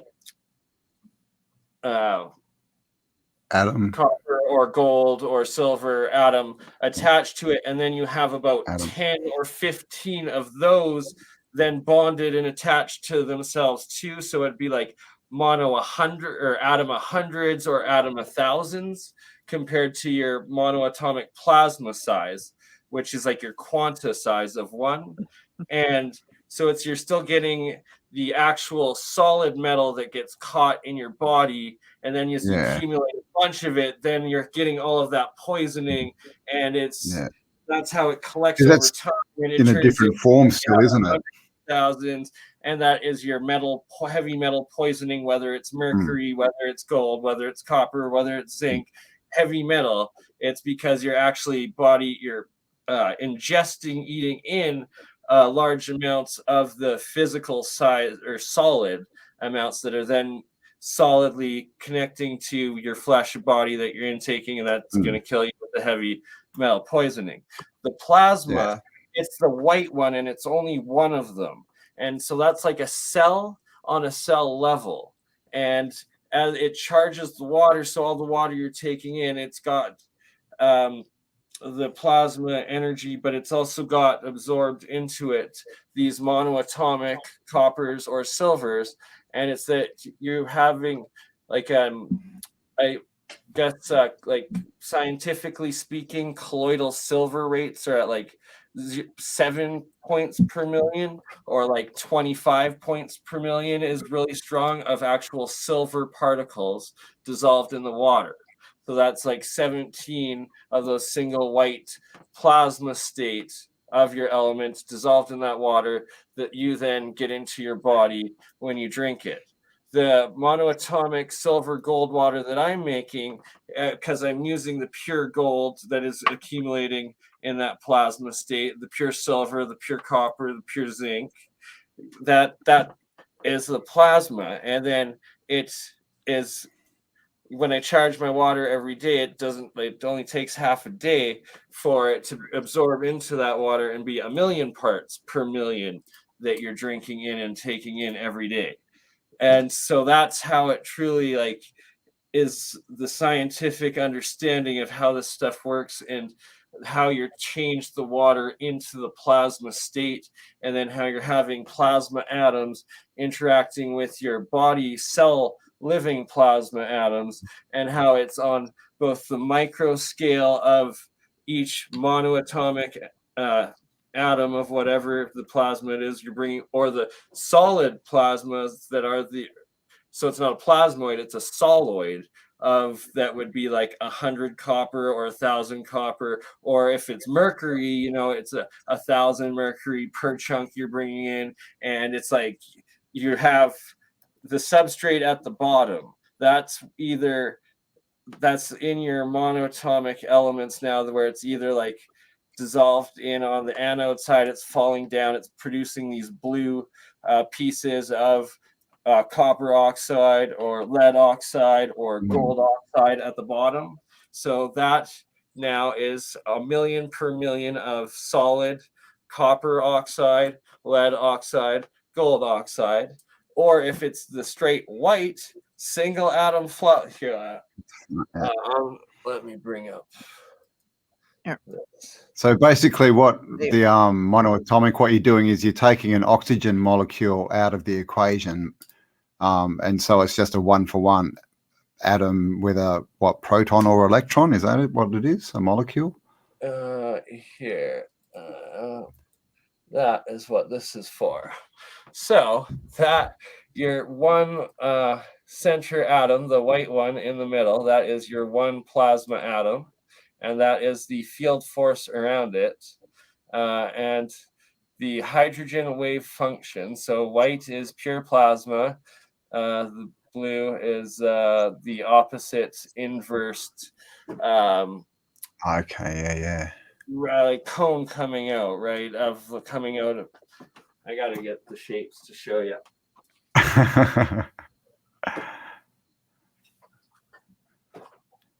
Welcome to BurnEye Third Eye, the science guy without the bow tie. Right? Alchemy lessons 101. Hope you got your notebooks, kiddies.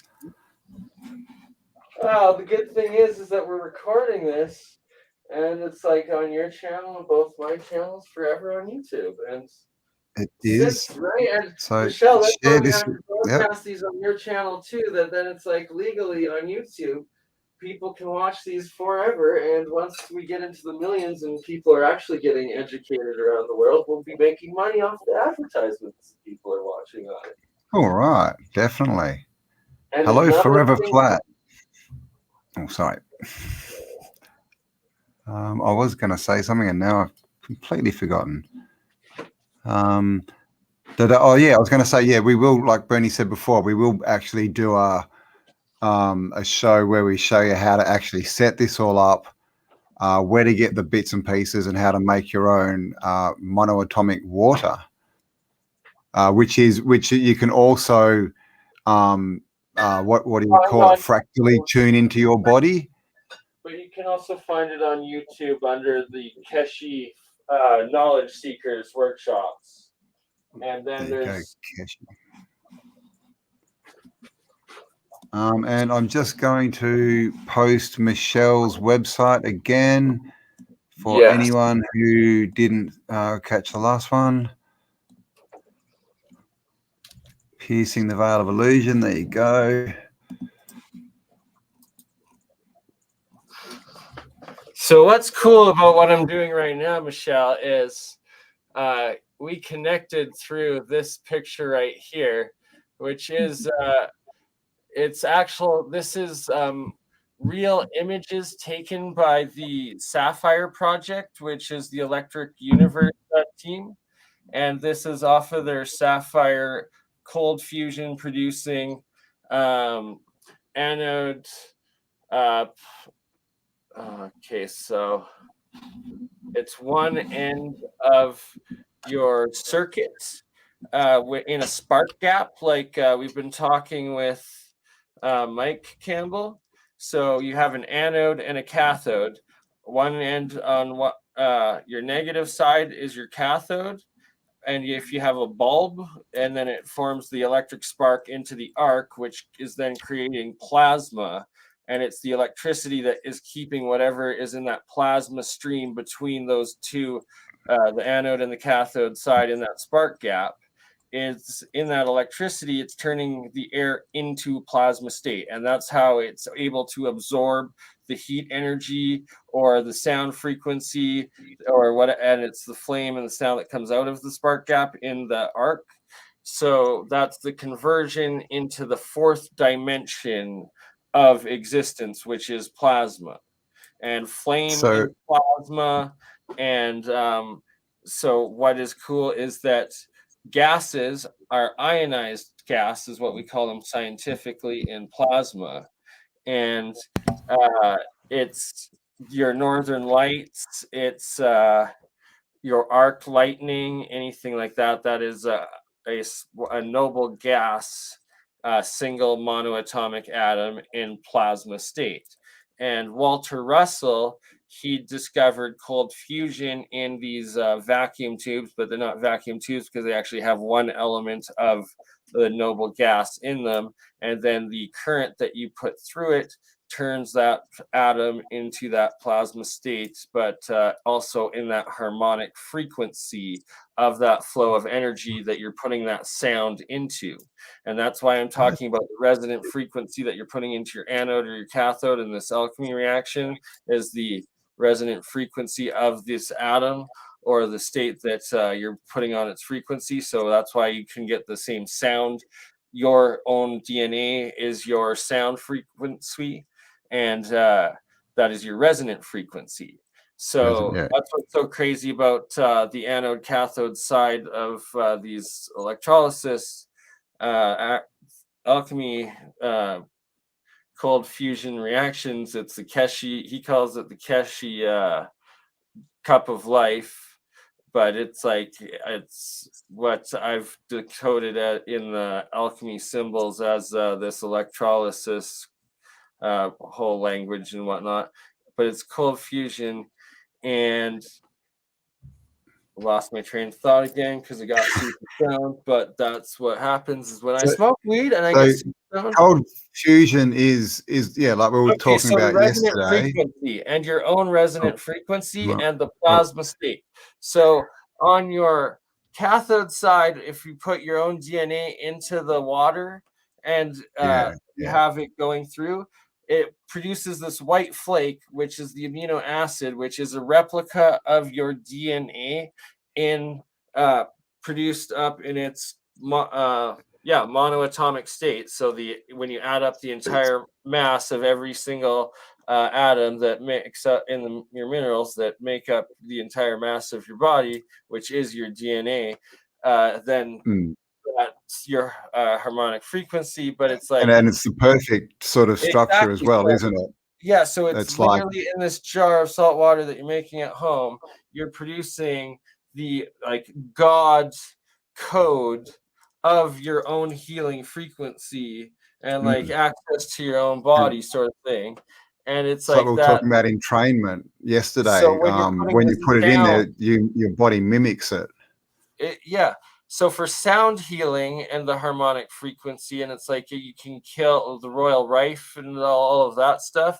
For you're putting the sound of the disease through that frequency, and you put it into that plasma state through that spark gap. Yeah. And that's how you get the sound, and that's how you get tuned into your body, and that's how you're getting the frequency back into it. And so how this connects in real science, these are pictures of hydrogen waves in this different their atomic masses, and this is where I build my whole dimensional theory of relativity and different planes. And here you go, guys. The first plane is flat, but it is also a circle. All right, it is both. And your 10th dimension is the torus when it's all hooked up. So your 4th dimension. And I love this that I can finally like. Is that it? That's number 4. Yeah, number 4. Just quickly, in number 2, is that representing the two like molecules, the atom and like the monoatomic element? That of two. The hydrogen wave formation. So that's a hydrogen and an oxygen. Hydrogen coming out of the state of plasma turning into the state of solid. And it's between dimensions, right? Each atom, but you can also think of that as moments of time, fractals within fractals, how things fold into themselves and out of themselves into the good old ether universe. So but that because that's basically got a spark gap. Exactly. The spark gap is that's how you tie into your. That's how you get into ether. Yeah, this is so. Plasma is the 4th dimension. It is the higher dimension connection to the 5th and higher. So I'm going to interject something real quick here, guys. Please. I'm going to tie that to architecture. Yes, exactly. And when I saw BurnEye playing around with this before we went live, I knew that you instantly had this, and this is you are going to like. Just look at some of those guys. Is it up? Is it up? Oh yeah. Can you see it? Yeah, exactly. Yep. Okay. Got it. So this is a church in Pittsburgh, but you can find it anywhere. So there's different types of cathedral windows. This shape, this arch is very common, and it does serve a purpose. But I mean, I don't know about anybody else, but when I look at these windows, I see these waveforms. Exactly. Right there. I don't know. It might just be me. And I was asking for the longest time, what's that shape? What's that shape? And there it is. Because you see it everywhere. And also when they stylize it to look like the clover, the 3 or 4 leaf clover, it's the same shape. Oh, I know. I'm just keep on guessing because I'm gonna blow. Just you wait. I stopped sharing my screen. Sorry. Let's let Michelle talk. We keep butting in. Sorry. No. I was just going to say.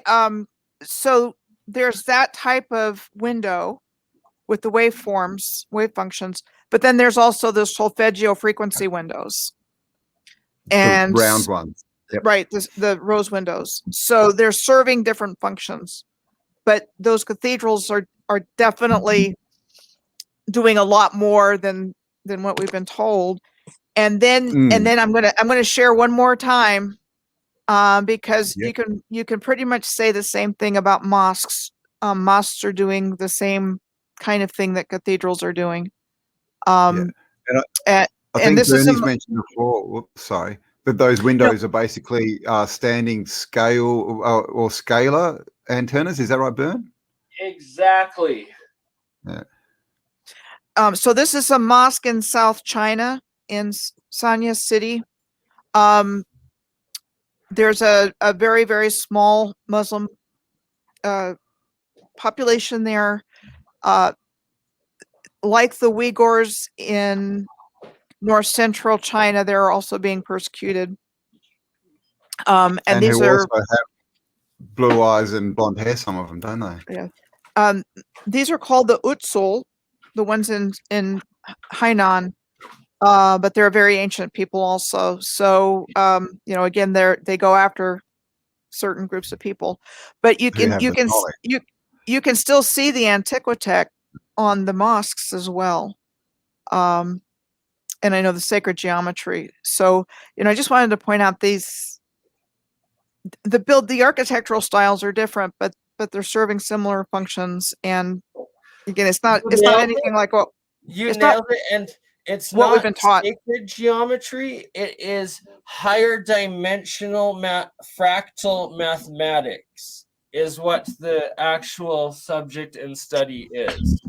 And I will help you guys understand it a little bit more right here. And it's through Walter Russell's diagrams.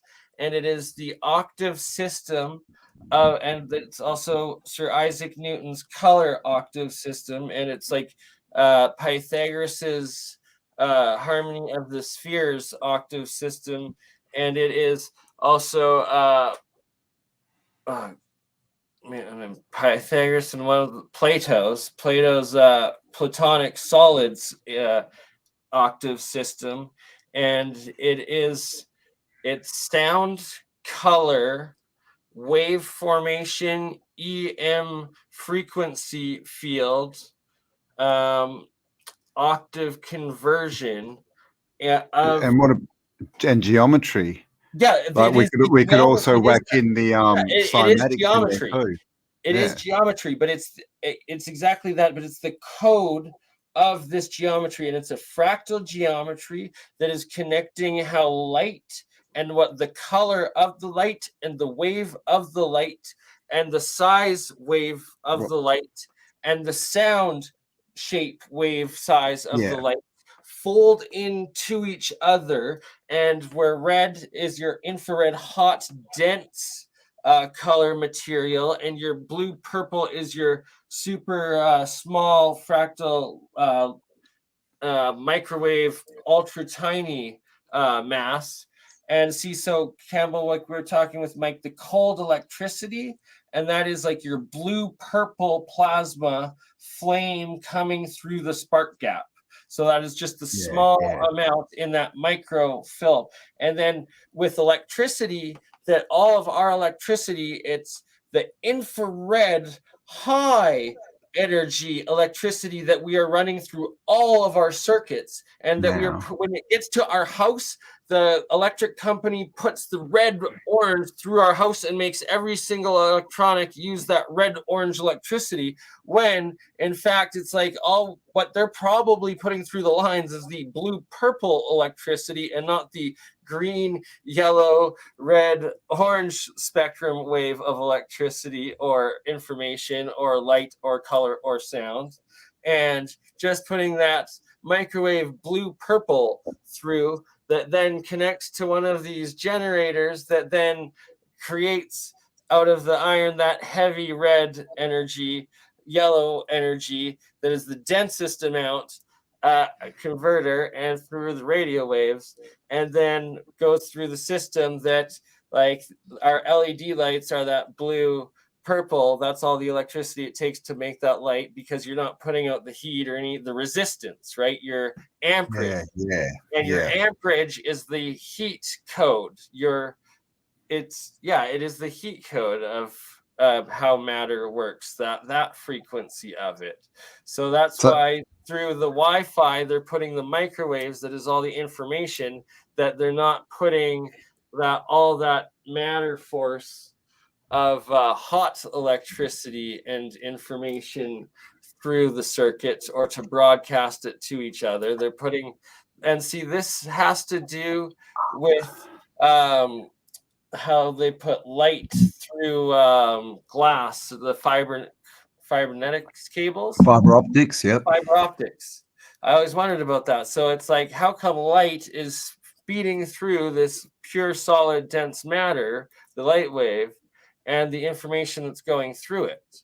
And that is your one harmony sphere of code of I guess that's light. So that's got to be the blue. Now, code. Before you said something about sound, the cold fusion.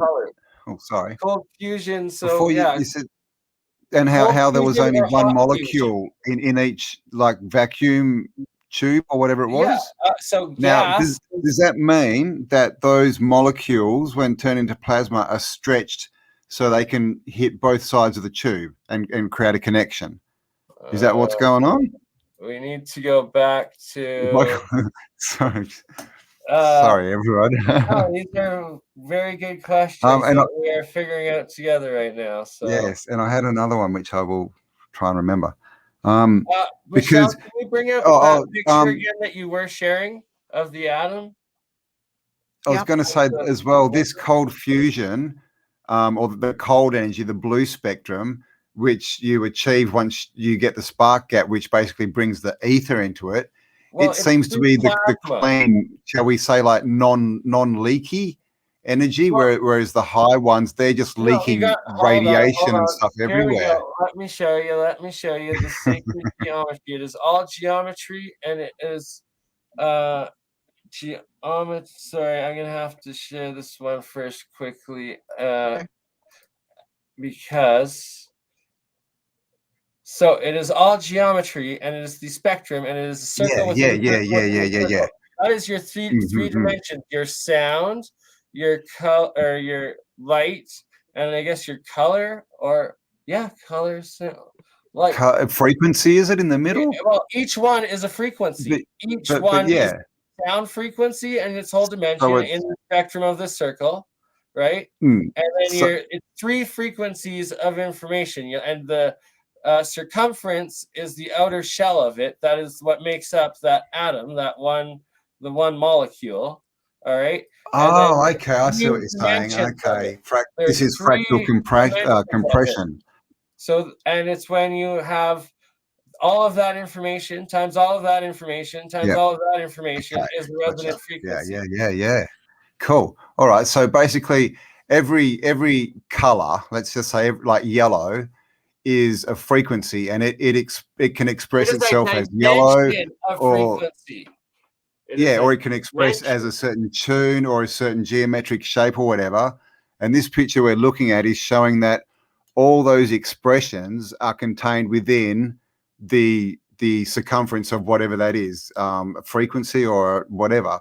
And so it can express itself in all of those different of what's contained inside it.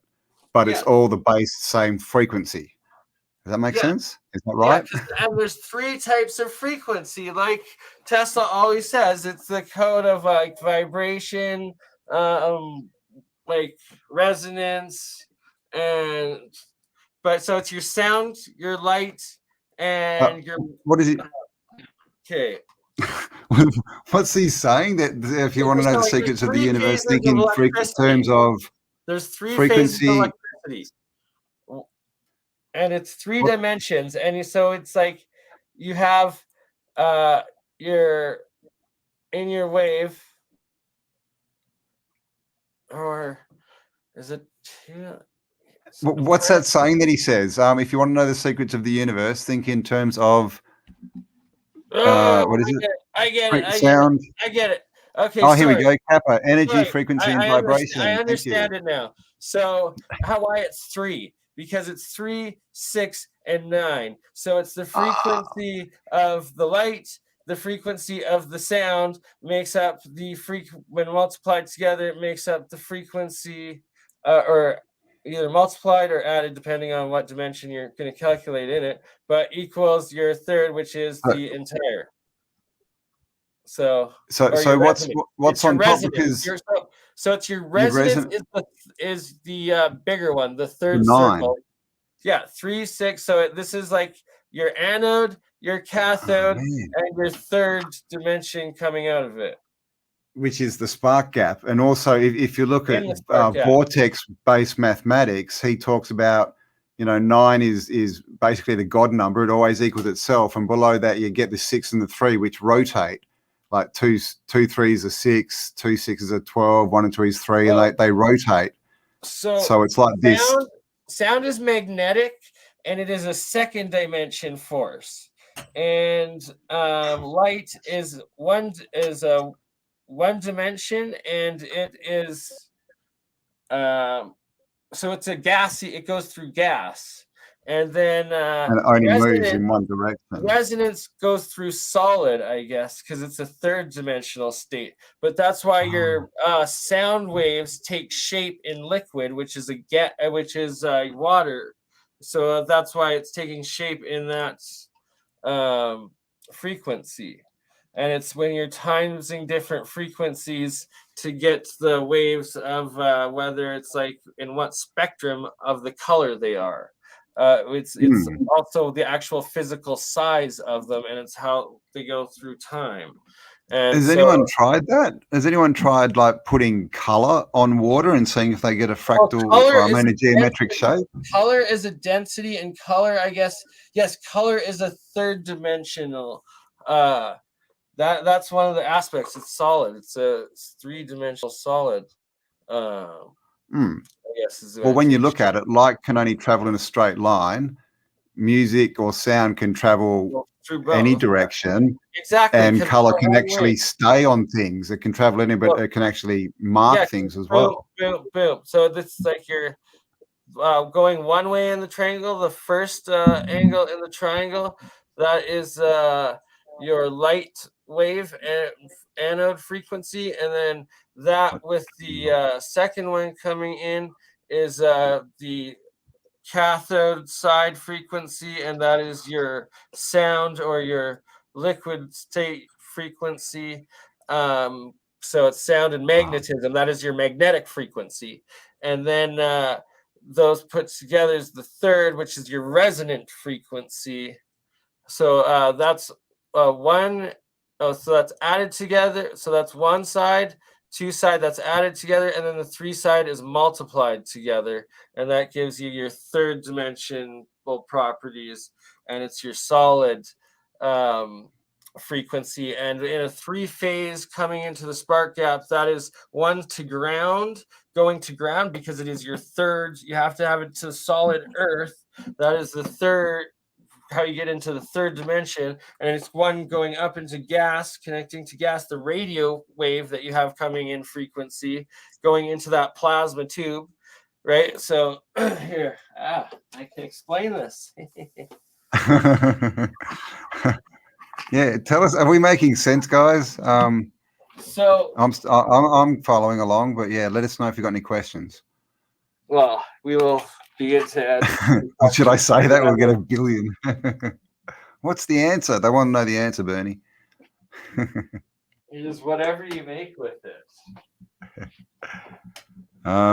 It's transitioned through a medium. It tells me giants are the globalists. Oh, it's not. Oh, what are we going? Oh, everyone's talking.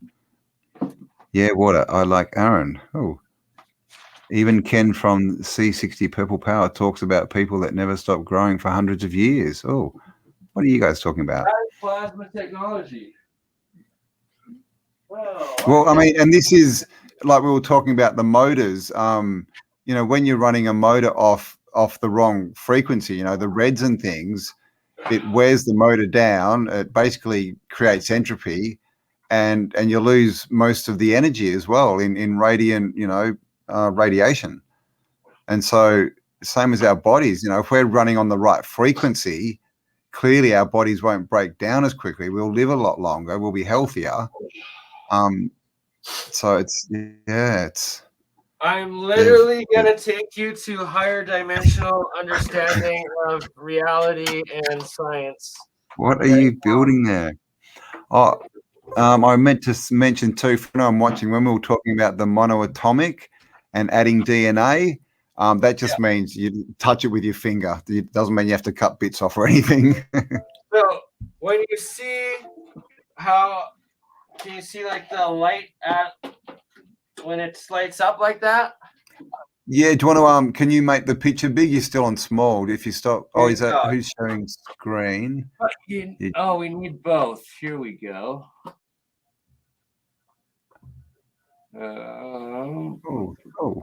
There's Michelle. I'm following this. Somebody is a little excited. Okay, so this is two plasma tubes, right? Or one fluorescent tubes, basically. Yeah.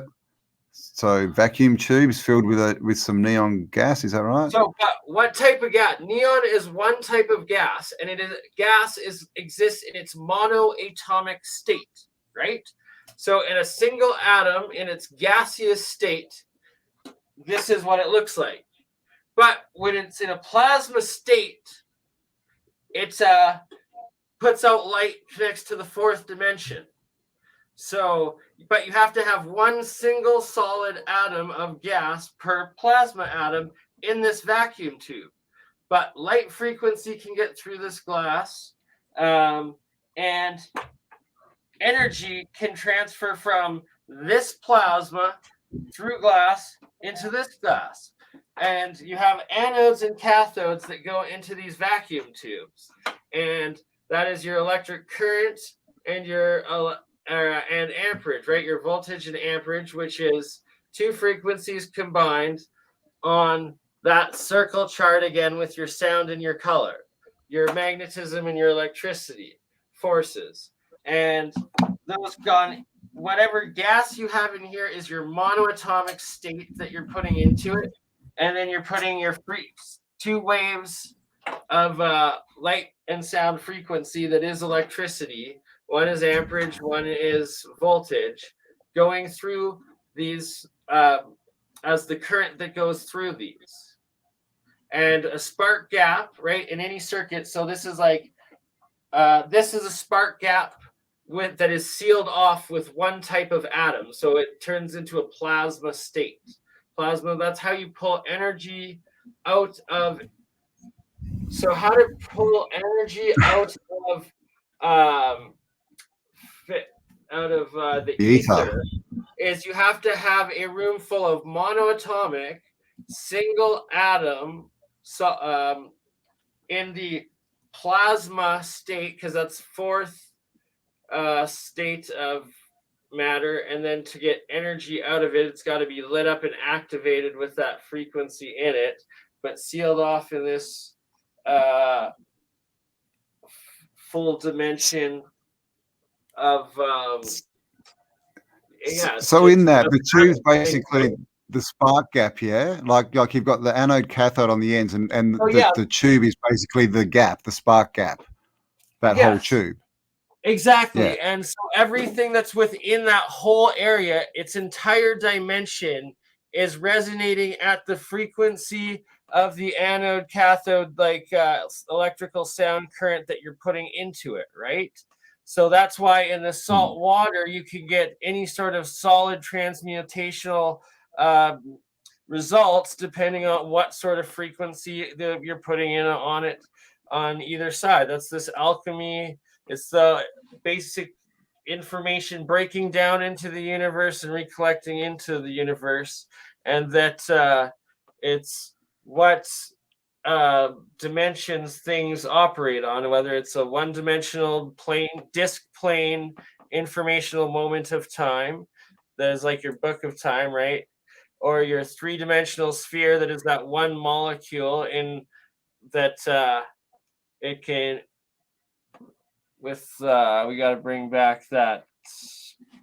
So basically the light that we're seeing there when you put that close to the plasma ball is because the molecules the gas molecules that are sitting inside that tube are changed into plasma, which is something that's connected with the ether and other dimensions, basically. Exactly, and that you can control the frequency going in with the radio waves that you're broadcasting through the air with very little energy, and that is like your resonant wave, right? That you're connecting with, and it's the information, and it's just breaking in and breaking down into and out of the one-dimensional disk planes of reality, right? Like it's a disc, right? But it's a page in that book, but it has all the information on the page of that information on that outer shell of that frequency, whatever it is. And it's like the 1, the 2, where it is, the whole, and it has to do. It's the connection of Nassim Haramein's work and Keshe's work, and just how the universe fractally breaks down and back out into itself, and what it's like the hologram. Alchemy is. Every part of the whole is contained within each part. Exactly, and that's plasma is the connection and the breakdown and the breakthrough into these higher dimensional, like crystal or God, who even knows? I can't think past 6th dimension, right? Like, if amazing that you can on that. But so 3 dimension, 4th dimension is quantum, right? It's or consciousness through time. It's time travel, right? So it's your 3 dimensions of information right here. So your 1 dimension, your 2 dimension, and your 3 dimension breaking into itself or coming out of itself. And then it's the existence, it's you, it's your resonant frequency on that disk of information, right? It's your shade of color in your aura, or like or your essence, your resonant frequency. But it's like so if we're in 3D, then we're in the color. Right? Is that right? So we exist in the 3D, right? So that's like we're a closed triangle. We are a full consciousness of existence, a single solid atom of existence, right? We have our own existence in all of these, the good, the bad, the free will choice that we make and we write, that is the rest of the frequency that we are, that is the humanity that makes up the one side of the DNA strain, the second side of this DNA strain that makes this the human, and then the individual or the life form consciousness, and then the human that we write the story of, that closes the triangle, that goes back into the fractality of whatever the 4th or 5th dimensions are. And it's that that's how it's like circle within the circle of dimensions, the bubbles. But and how you everything connects through time, but is recorded through all time and exists through everything at all time. But talks I've done before that I need to do a full one of like the higher dimensional. I think you need a chalkboard or a whiteboard behind you. When you have that light, you sort of turn into teacher Bernie. And Kappa says here, Bernard is sharing very profound wisdom. He's nothing short of a genius who can practically demonstrate what he knows theoretically. There you go, Bernie. Big praise, and I agree. Thanks, Kappa. So you're saying I need one of these things, eh? You what? Three faces of being. I was just wondering, if we're in 3D, like I was just thinking, like human, is that something to do with color? The color of man, and free. You were talking about the levels before. It's. But also, should we check on Michelle and see? I know it's getting late there, Michelle. How are you going? Yeah, Michelle's fading fast. For sure.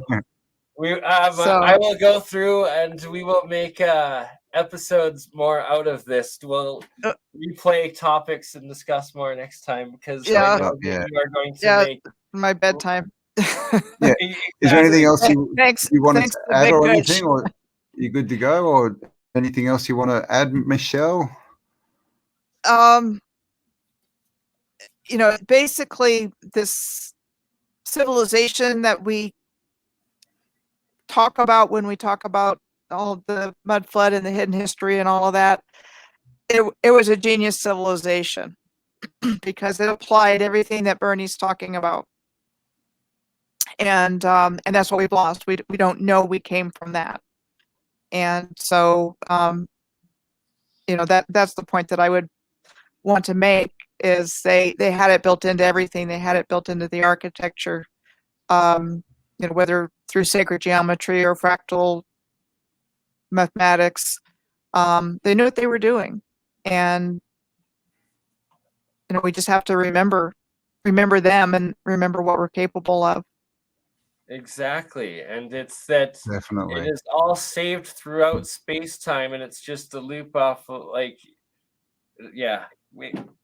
Yeah, which is something we can get into next time is the information that may be saved in the grid system, and Right. then how sort of and what that's got to do with consciousness and how conscious it is.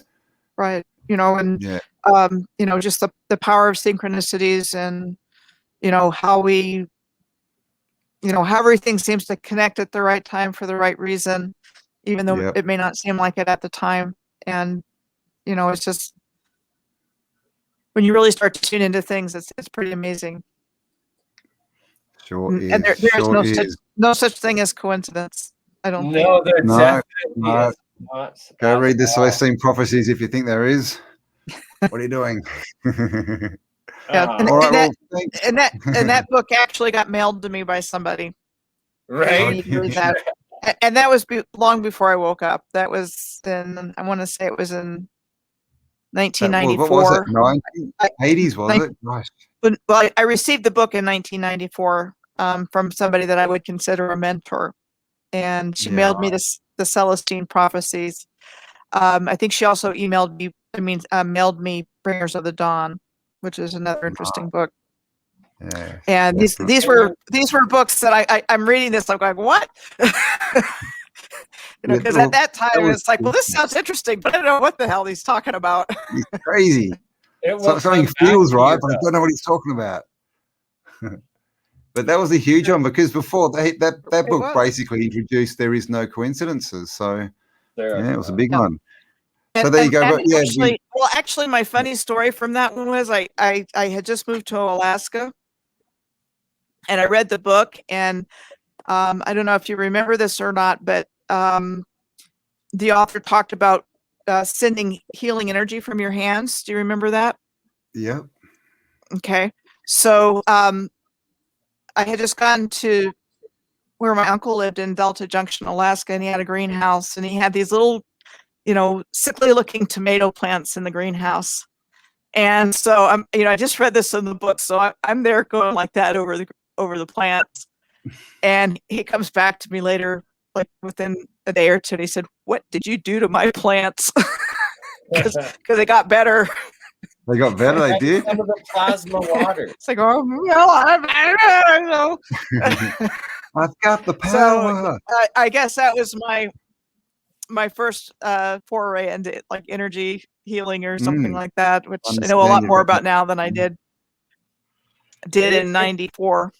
It is such a crazy advanced science of like that has been passed through, and they essentially, I guess, they're creating or connecting back into the source, so it's alive forever information. Yeah. It is. So all right. Well, anyway, I'm gonna go to bed. It's almost 12:30. Dreams, and we will see you all in Dreamland until the next time we get together here. Yeah, dream well, and I have contacted Paul, so next time we might have Paul Cook on board as well, guys, or if not, the one after. But yeah, thank you for your time, Michelle. All right. Dream well.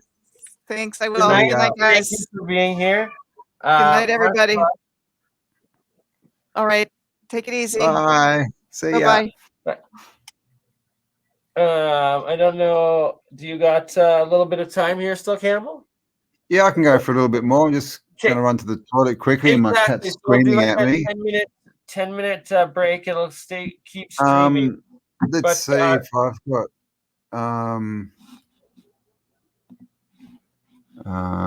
what have I got? I'll see if I've got anything I can put on. Yes, please do.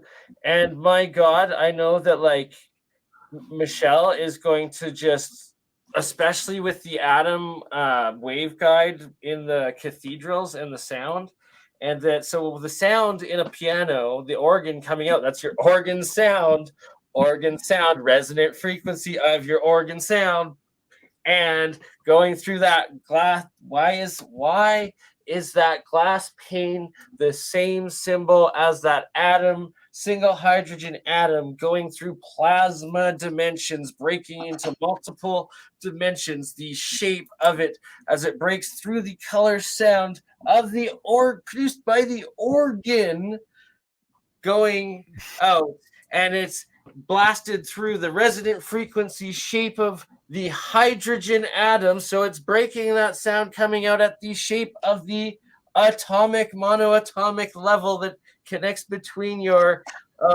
wave and your particle, and that is the sound magnetism breaking into your light with the light, or combining, so that is your magnetism frequency with your sound frequency with your light frequency and your color frequency combined. I guess that would be that then produce the solid or the plasma that is all the anode, cathode, your volt with the voltage and the current, and once again, so what I have up right now, all of those shades of color within the wheel. So though each section of that spectrum, right, is that number in the frequency that breaks into the shape of your three circles that are the circumferences of the three circles of, like, so there's the color chart, and then the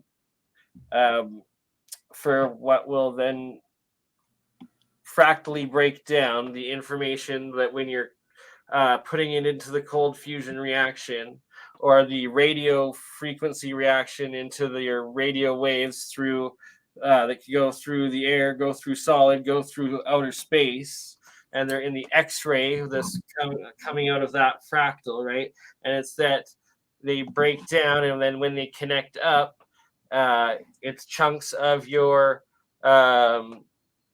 DNA that the three of them break down into your amino acid, and that is what is being produced in this electrolysis reaction. And it's just higher dimensional atomic color sound unified theory of everything mathematics that everybody knows. But Campbell, I will let you play a little something. We will be back in 10 minutes, and there will Yes, be a little bit more. find something. What have I got here? All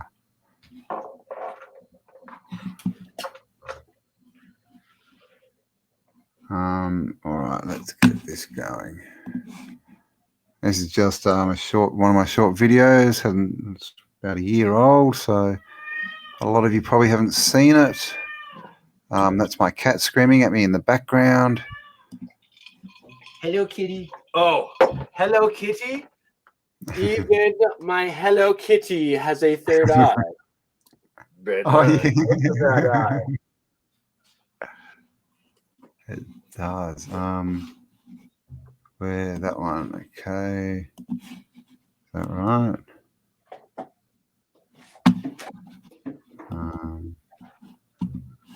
Have I got the screen? The domain app has probabilistic. Is that screen up? No. Oh, Oh, there we go. Okay. All right, guys, back in 5. Oh, there we go.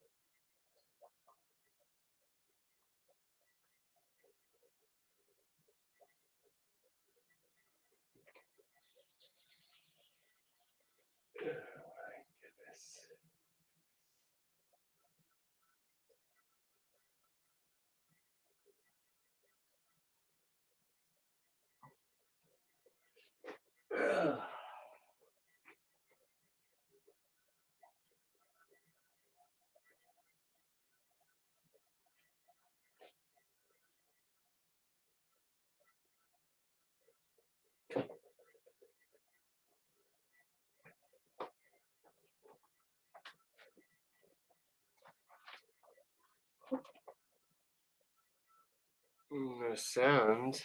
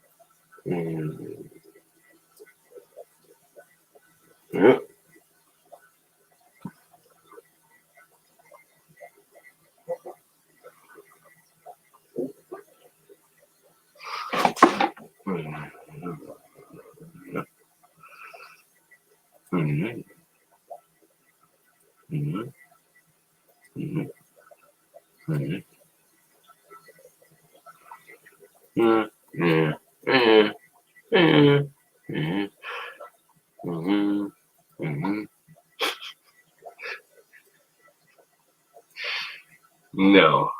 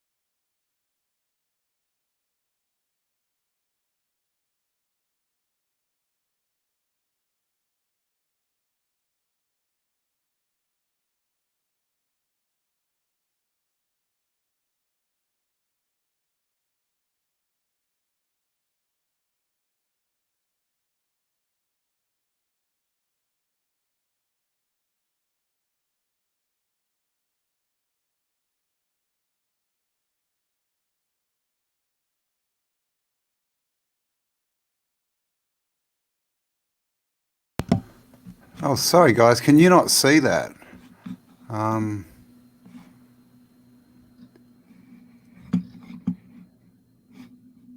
come you can't see my screen? What's going on? Are you there, Bernie? Yeah. Oh, sorry. Did you take the screen over? Sorry. Okay, I'll stop mine. Did my screen work? I came back in and couldn't see it. Did anyone see that? How are we going? It was, but the sound wasn't working, so I changed it because the Oh, sound you wasn't turned working. it off. Okay. Sorry, guys. If you want to see that, it's the first ever video on my Auto 2 channel. I recommend you all go and have a look, but not now, after the stream, of course. So I How? spent that time setting up this little diagram thingy. So that's a couple of Walter Russell things, but that's the fractals of color breaking down into the keynotes of actual key frequencies that are on organs that are then going into the octave system that are then broken down. And this is the actual pictures of hydrogen wave function color dimension breakdown into plasma. So like it's a conversion of this sacred geometry with these scientific sacred geometries. And then the one that you had to put in this picture, Campbell, there of different elements being broken down by their atomic masses, those are keys of colors that are sections of those frequencies that were break down into the fractals of the fractals of the fractals. If you want to open a screen though and share it, I'm still gonna need 10 minutes, but I'll let you or 5 minutes here. All right, I might have a chat with the peeps. Exactly. I've got my coffee. I'm ready to go. So, And then all righty. we can also, Campbell, I think you'll have access to this, or regardless, I'll give you access that you can. We'll work together Share and break screen, a yeah. couple of these down into smaller episodes, though, and then also use it to like do a next. Well, like chop up the parts with Michelle to like use on the next video we do, and then also do one edited video like just of that sort of thing, and then we'll do these some ones thoughts, up. Sorry, do the one of just Michelle, and then chop up these parts for the next one that we do together with Michelle on certain parts, and then I'll do one on just the Walter Russell color fractal stuff. But that's how we actually first connected. Me and Michelle was through me presenting this hydrogen wave function one, and the other Walter Russell archways octave systems.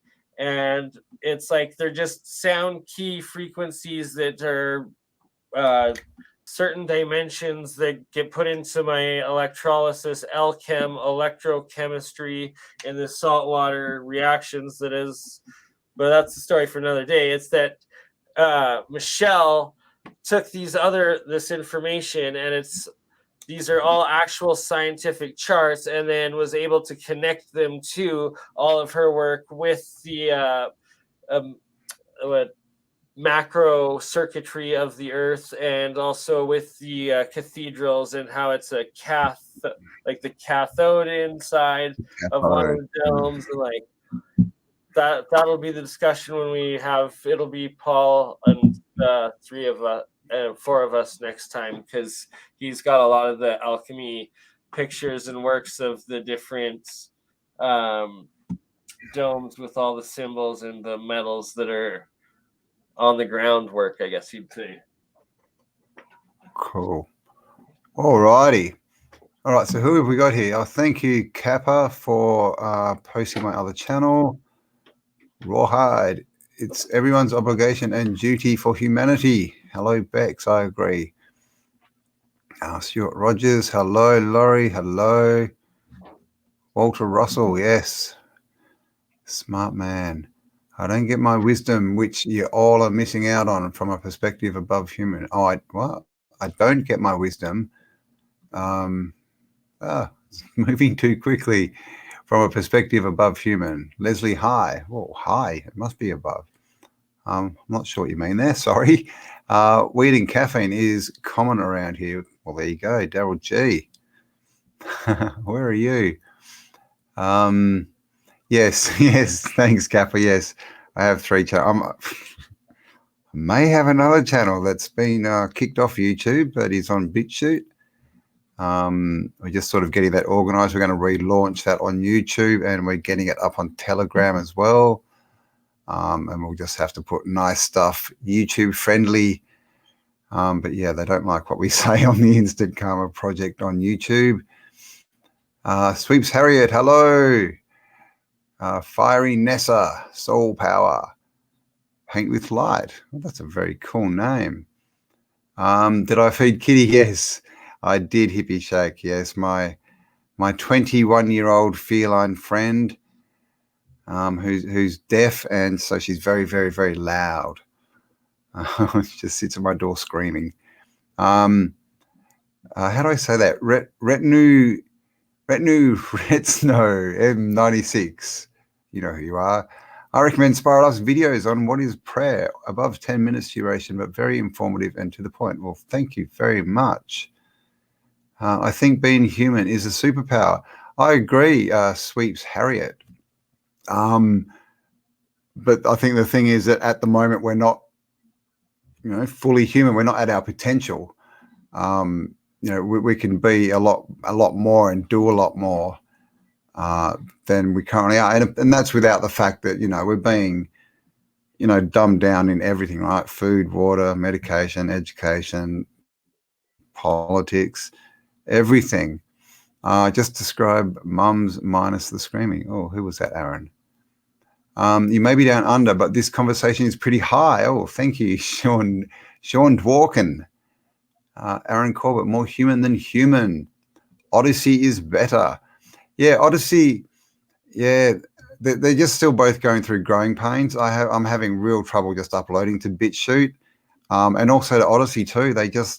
Most of my uploads just fail, and I have to do them 5 or 6 times. But at least OdySee is good. Well, automatically uploads my AutoDidactic videos, but because they're not, maybe I'll have to start compressing them for YouTube, because when they go to OdySee, they don't, they skip. The golden ratio, the nature is a big part of it. Indeed, Bex, the golden ratio, 1 to 1.614, is that correct? The golden ratio, and that's, you can see, it's also called the beauty ratio by some, because the closer you have to that ratio in your face, apparently the more beautiful you're perceived as. And so it means if this is 1, if this is 1, then should be 1.16, and everything should, sort of all these different proportions, length of your arms, everything. And it's also Fibonacci, which is how trees grow, and they grow that way so that no branch ever grows on top of each other, so that they can always get the maximum sunlight. So yeah, it's all a blueprint. There's a blueprint to this place. There's a formula, which is of course what we're talking about. Mad Pie Man 3, 6, and 9. Yes. Rodin, Marco Rodin, and Vortex Maths is very interesting, especially if you're into numbers and the 3, 6, and 9. All other species, oops, where'd that go? Always trying to steal our lucky charm because of that. Oh, sorry, I'm getting in the middle of your conversation. In the dawn of the light, from the dark of the night, go deep within and know your light. Thank you, Tommy G Poetry. Well, there you go. I think you just proved your name correct. Very nice. Leslie refuses to be a limited human, and I agree. We should all. And I saw a video. Can't remember his surname. That guy from Canada, Chris, with the neck tat. And yeah, it was called The Most Important Word We Need to Know. And at the moment, it's no. It's a strong word. We can say no. We don't have to comply to anything. We're sovereign. We're the power. We're the ones that this creation was made. We're part of this creation. It has to be low quality, so they play on OdySee. Yeah, yep. I know, Cal. I'm getting there. I need an offsider, man. There's a lot of work, especially when you got to upload to like 3 and 4 platforms, and you got to compress things and Oh yeah. Modern No. archive. My Campbell. superpower is superpower. Campbell. No, I'm kidding. It's curiosity. Next time we will also have this streaming to so it'll be like Michelle's as well as your OdySee we can do. OdySee, yep. We can set that up. And yep, then, and Rumble as well. Rumble I find at the moment is the best. Okay, it seems to have the most servers or something. Runs the smoothest, but yeah, we'll get that up. I've even got a Facebook page that. This is broadcasting to my Facebook right now. This is broadcasting to 2 of my Facebook channels right now. Oh, there you go. So I don't think I hardly get on Facebook. So I'm sorry to everyone who's because I got on and saw there was like 1 million messages the other day. And the last time I went onto Facebook, I just lipped off and said I was gonna spit on some chick that is actually she's a community leader, but she's for the Black Lives Matter, and she was there's a rumor that she was putting a list together to get people banned that wanted to do a rave in the woods while it was still COVID or something like that. And literally I just said freaking spit on her if I saw her or something and it's I don't mean it at all. She's a super nice person, and then after that I saw something about the very, very legitimate cause that I spoke up in support of but it says all lives matter, and it's by the First Nations about all the new graves they found of the raped and tortured abused children and stuff that they found. And I was see, and I made another post at the same time idiotically see, this is something that isn't racist that I could support.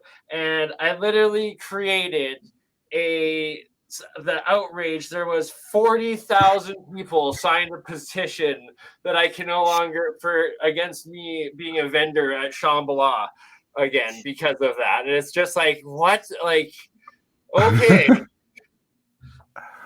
Hate speech. So now it's okay, guys, well, here's 3 hours of us both breaking down sacred geometry and ancient knowledge and the Bernie's back with a vengeance. Spectrum of the flat earth and circular worlds. That yes, they are both. You see, one is the disc plane perspective, and you need 3 of those 3 captured discs, those 3 informations to add up to make a triangle to get your full volume. And then you have to also have 1 more disc that is us existing now in our consciousness, that is us, that then connects to the ether sort of thing. And it's to understand this more. Spark gap potential thing is just seems to be the crux of all of this. Yeah, well, the spark gap is where you are able to control the sound frequency going into it, the electric current energies on both of them on sides. You're controlling that energy. And then if you have it in one of these plasma tubes where it's going, you're controlling but all 3 of those going into it, then on a monatomic scale, you're able to control all that matter nuclearly, or to go do what literally access anything within the higher and lower dimensional dimensions of everything. You can send yourself through it if you have exactly. That'd be time travel. Yeah. I mean, it's the same as what I talk about a lot in Spiral Up. Is I talk about the gap in thinking between the judgment of right or wrong. You need to build that gap in between so you can think. And it's the same concept. It's the same, everything's the same, isn't it? It's just everything's just one. And I mean, and that's the biggest thing they use against us. They try and split everything up and say, no, it's all different. It's all different, but it's not really. Is to destroy that. Any chance of anyone figuring it out? Indeed. And thank you, Hippie Shake, who says, congratulations on my new channel collaboration with UAP. And that's, I forgot, I might have another channel, which is called Alt World Research. If you haven't checked that out, go and check it out. I'll have to put a link somewhere on my channel. I see that. That is some good stuff there you got. Yeah, thank you. Yeah. Trying to get some good hard factual evidence out there, and yeah, sort of get back to basics a bit. He does really good work with that, man. Like he does. He did all the editing. I can't put my hand up for that. He did all the music. He's just one of those guys who's pretty much split like his left brain and breakdown right of like brain. the silver pictures and like the micro pictures and then the processors and the what's it called, the little tiny chip thingies, and like that they're in the silver picture, like can't think of all the words right now, but his episode on the origins of film, and then the different how you do film imprints that create computer tiny processor. What's the frick? There's the transistors, micro transistors. Because he's a mechanical engineer. He's like fully qualified. I know. That's why I'm saying. Like, I love his work. Like, it's really good shit. Yeah, but he's also so creative. Like, he just does these videos that he just full on art. They're basically just art, and it's like, so he's really balanced. He's, which is why he's obviously so awesome. If you haven't heard of UAP, you must go and check him out. Dougie, our friend Douglas. He is an unidentified aerial phenomenon for sure. He is, yeah. So, if you see something flying through the air, checking out old buildings and giving a mechanical engineer sort of review on them, it could be Douglas, the UAP. And it's thank you, Callum. Callum just posted the link for F1 to everyone. Thank you, Callum. Oh, and also I was going to say, BurnEye, that little plasma chamber that you got there coming out of a beer bottle, you obviously built that? No, this is actually my Polish friend brought it over to me from Poland he brought it himself from Poland, but then gave it to me because he's like, BurnEye, I just, as amazing as this thing is that I owned, it's just you. It needs to be with you. I hate myself. But here you go. And I was like, thank you, Jakob. Nice. So how easy is something like that to make? Well, it's like any plasma ball that you can get at like Spencer's or anything. So it's a Tesla coil going up into it, and then it is a vacuum or gas chamber sort of thing. So there's actual gas in here. That it's no different than one of these vacuum tubes. But why there's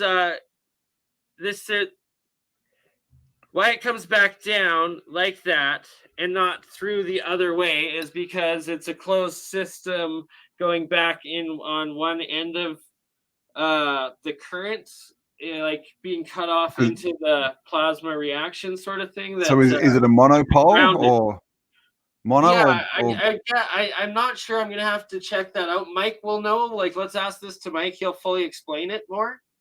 But it's that... Get Mike to make one. So in these fluorescent bulb tubes, and that Walter Russell got his is known. It's recorded with whatever company it was. He worked with Tesla there, the big electric one that has Tesla's patent still. He was getting all these cold fusion transmutations in the early 1900s. And why? General Electric, wasn't it? Sorry. Yeah. Or something House, maybe. Westinghouse, was it? It was Westinghouse. Yeah. I think they're the ones that have Walter Russell's original work still in vault of all the pure cold fusion, real transmutation, but you're changing atom per atom of mass, atomic mass, whatever is in this tube into one solid state of mass fusion by this cold fusion process, and it's the same within the seawater on what you're producing on this transmutation processes. And it's that when you have something in a plasma state, that fourth dimension matter that is then activated with your the resonant frequency of the plasma connection, or that extra dimension of DNA into plasma, or just if whatever your intent is, to whatever level of insane future space technology that you want to reproduce, but to the simple mathematical states of ancient alchemy. And literally, if the three symbol or charts here that are actual, one is of real pictures of plasma, of hydrogen, like one full purest of monoatomic elements, of all elements. This is atomic hydrogen. That is what is being produced in this electrolysis alchemy reaction. That it's as simple as having a copper sheet, like bagged as ghetto bagged as battery as you could imagine, but I think those were actually far more advanced. We just are only beginning to figure it out now. But the Keshi cup of life, or this alchemy anode side, or the cathode side, the one metal you have, the other metal that you have, and wires connecting both sides, that it does start creating electrolysis, and small amounts of this pure atomic hydrogen is being produced in that. And if you have your own DNA in there, it's going to be producing yours too. It's a little bit slower. Or if you put a small current to it, you have this little tiny jar. Anybody and any situation, no matter where they are in the world, can do this and advance themselves in their health, in their protection against health issues, and potentially, who knows, like electricity too. Oh, exactly. And that's why I started researching the Keshi and doing the experiments myself. And I encourage everybody to watch the YouTube videos, because there's literally millions of people doing it throughout Africa, throughout Asia, and throughout all parts of the world. Like they have there's a Keshi foundation, constant knowledge seekers lessons going on in every single language every week. And it's like, just do the work yourself. It's so simple, but like it's so much more too, because his cup of life is also the same Baghdad battery, but not nearly as advanced, or like the Sumerian, the Egyptian, the everything else. And this crazy ancient language, the pictographic language of alchemy and alchemy symbols, it's like it is the God code, but like, or the intelligence or consciousness or structured universe, I don't know, but the instructions exactly, for the blueprint. it's the instruction man. There you go. It's the instruction manuals to the universe, and it's the only language that is the first language that we have of our oldest text that's dug up and dated anywhere. Every time it's like, oh, look, they have the same alchemy symbols in these whatever it means, and lost languages. And then the next one, it's like every single actively used through every society throughout history, and still used in the occultist elitist societies that are alive today. Why is that? Right? Indeed. So there must be something to it.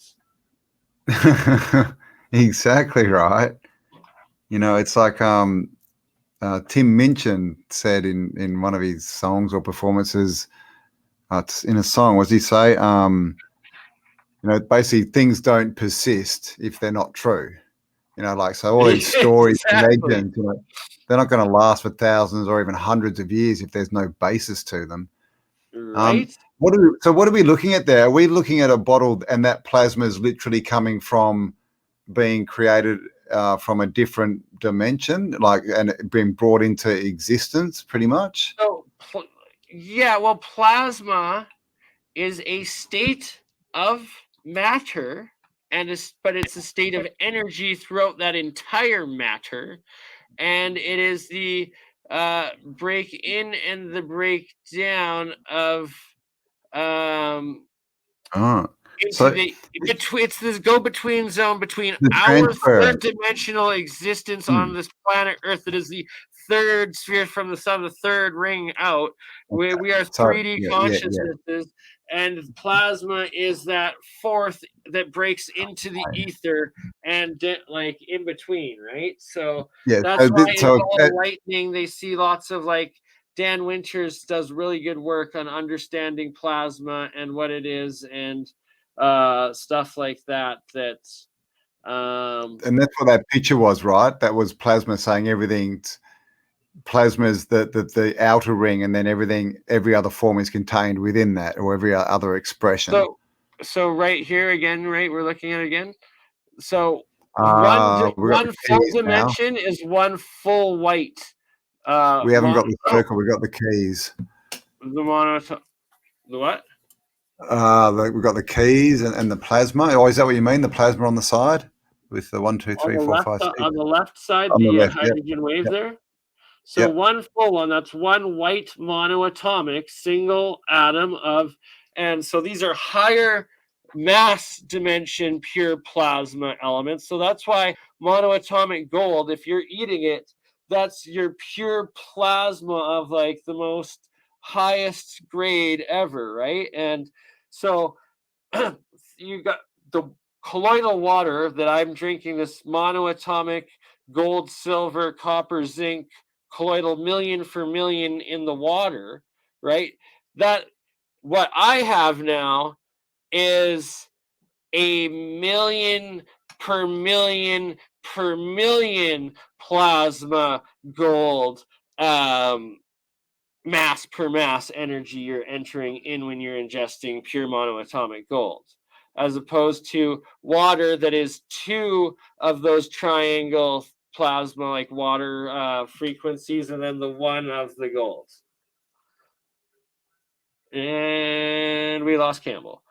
So right here, the 1 and the 2 and the 3. It's like it's higher dimensional mathematics of understanding color, sound, magnetism, light, and the ancients understood it. Walter Russell, Tesla understood it. So sorry, I dropped out of it. Is all good. The thing is like Walter Russell, Tesla, like all of them from that generation, the really brilliant ones, they all understood this. Like the more I go through of Walter Russell stuff time and time again, it's like this is the code of the universe. You just have to understand it. Or if you are seeing it, understanding what it's saying, but not accepting it, well, you got to get over yourself and your own spiritual consciousness and cognitive dissonance and move on, right? It's like, but people that with metaphysics as well, it's like that's higher dimensional physics, and if you're understanding all of the physics of it that it's saying and just can't believe it's true because you yourself can't accept it, that like you're failing at karma, you're failing at life, and you need to stop and pause, or I won't see you next time, but a lot of other sheeple will. So but yeah, so this one right and this here, is the thing about compartmentalism too, isn't it? It's like there's no holistic, is that what we call it, sort of science people anymore.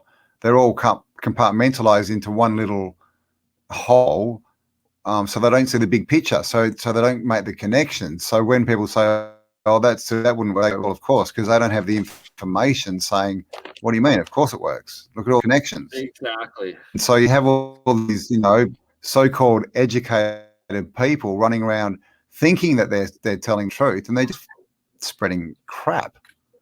Right? You don't nailed see it. properly.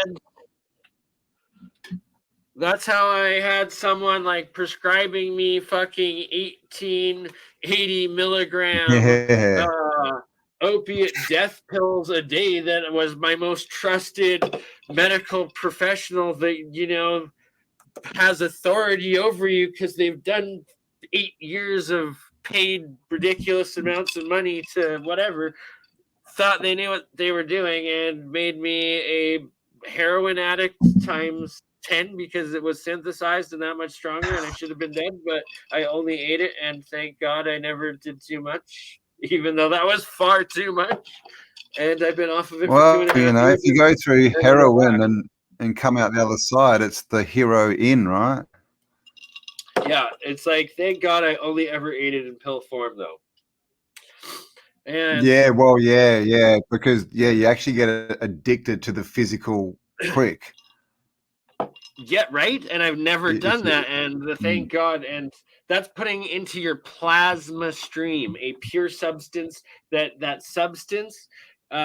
Okay, so this actually is the highest dimension of science and physics and everything, and drugs and waveforms and color, and putting a pure monoatomic of substance that is fentanyl, which is a synthesized like, so it's a million per million. Your poppy seed, right? Poppy seed milk that has like, it has codeine, it has morphine, and then it has one more or something like it. And then it's like, those are then refined from like 1 part per million in the milk to 1 million parts per million of it, and then refined, but that's in the solids, right? So it's really only 1 million of, or one of these colloidal sort of things, one dissolved per million, and then 2 gaps missing, right?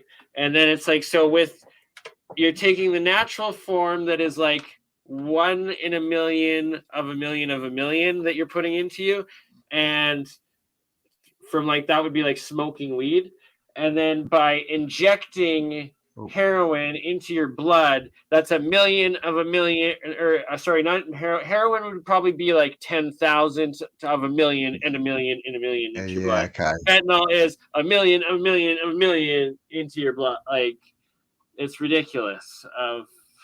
That's why, exactly. Yeah, like, it is. I don't think there'd be any coming back from that. If you get And to Walking that level. Axel, hello, Walking Axel. No. Walking Yeah, Axel says, ketamine has travel life, I effects. know which one am I? I've seen that cartoon. Psychedelics are how you get your consciousness sideways, and you shift realities, or you shift in and out into the what do they call it in Stranger Things? The upside down. But Ether? that's where the 1D plane comes in, is because it's your conscious disc. This is your consciousness, and then your go sideways into the ether, and that's how you connect in and out. And it's how the astral projectors do it. It's how the I've heard that you can sideways, don't go up or down. When you're on Laylines, these energy lines of consciousness, that's exponentially taking it up, right?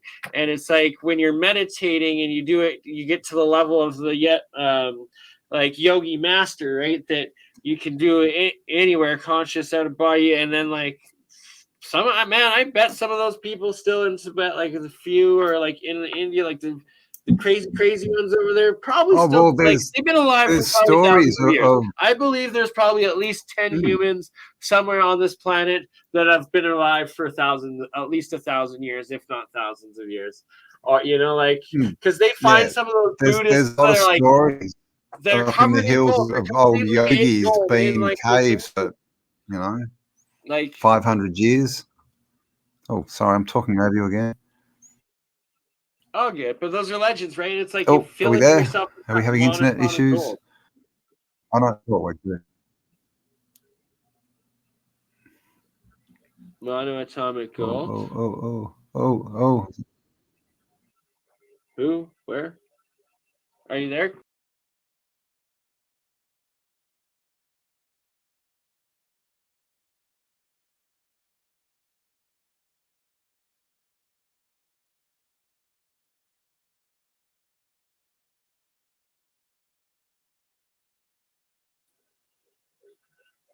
We're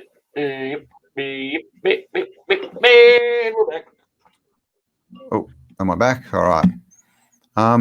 What was I going to say before? Something that was really interesting. Who have we got here? Aaron Corbett. I believe when you're not sitting here defending yourself in human form, Leslie. Okay, I'm jumping into people's conversations again. Hello, Curtis. How you going? Yeah, walking Axel. Which one am I? I'm gonna be back I'm in 5 thinking. minutes. I'm thinking I'm the brain. Oh yes. Yep. No worries. Raising one's vibrational frequency gets you into a higher conscious state. You just know things with Bingo. inert wisdom and is superior human knowledge. Yeah, I agree with that. Definitely. I always say, you know, why would you work in the physical trying to get things done? Because, you know, the spiritual always trumps the physical, or whatever you want to call that, the all. Right? The karmatic law, the imprint on your soul. Death before dishonor. Yeah, exactly. Because, and this is the other thing is death. Like they twist everything. I mean, it's a good thing to Soul is immortal. think about what you think death is. You know, is it a exactly like, yeah. Right? That one, like, I don't think we die. Had the saying. Always had the saying that if you truly understand physics, energy cannot be created or destroyed. It can only be transformed from one state to another. That it's like your soul, your spirit is like your electric charge into your ever eternal soul, that it's just going from one dimension to another, but your soul is immortal. Like you cannot, that light cannot end, you know, like that consciousness will keep going on, and that you exist in the higher dimension fractal that is of that torus, right? That like there's the universe that is everything, that is all of source and all of life and all of stuff, and then it's like on like the fifth dimension, or this around Earth, probably like this glow. See, like over here you got the glow space-time, and that orange and purple that is around the Earth, that is like the Akashic record, or your ancestors' consciousness, and that you're connecting back in, and you can connect to source, that is the ground, that is Gaia, or you can connect to above, that is the collective consciousness, that is the Akashic records, that is the everything. And what would happen when you did that, right? You'd create you know, two poles, or the cathode and the anode, and the spark source gap in between. Source will flow and then you, right? Yeah, and you've activated source exactly in the ether. So everything, so, like, you don't know how many times it took me to like be connected to that knowledge, like, and trying to write it down, and then like you look at it after you've slept and it's all worn off, and it's like, man, I just wrote I am crazy trying to explain this in this dimension again. I am just crazy, I am crazy, like, you know, like it's like, no, you can't have a full connected consciousness in two places at the same time. Like, it's a funny thing, but yes, it's pulling pieces back at a time and slowly getting the picture. I mean, you can and you can't. It's almost like stretching. You know, it's sort of doing a gap, right? The spark gap, the potential.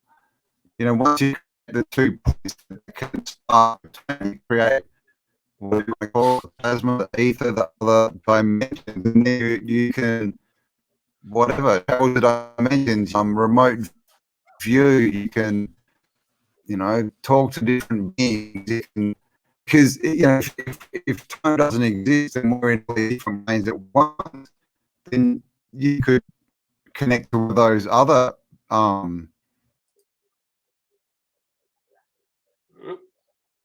He will be right back. Good thing I didn't leave yet for my smoke break. I will leave once Campbell does return. There he is. The device is not connected. They will need to connect their mic cam beforehand. All right, 1 more second for the Campbell. So the toroid in the top left corner there that is now exposed, that is the rodent coil 3-phase, and that is a resonant frequency like your antenna to the ground from atmosphere into the ground Gaia. And then it is your anode voltage and your cathode current. So that is the 3 codes, and it's the red, blue, green. That is why it is those 3 colors, because that is the 3 frequencies. That is your 3, 6, and 9. Your 3, 9. Oh yeah, I just figured that out. So it's a red. Red is hot. Ooh, blue, cold. Green would be your 6, and then your hot is your 9. There we go. 3, 6, 9. It is the 3, the 6, and the 9. That is boom, boom, boom, going through the donut torus. And that's how that color spectrum equals that color spectrum. It's amazing. Oh, that is some higher dimensional, fully understanding the everything. And as I was mumbling that out loud, I probably sounded crazy because I was talking to myself. But anywho, we will have Campbell back in a second.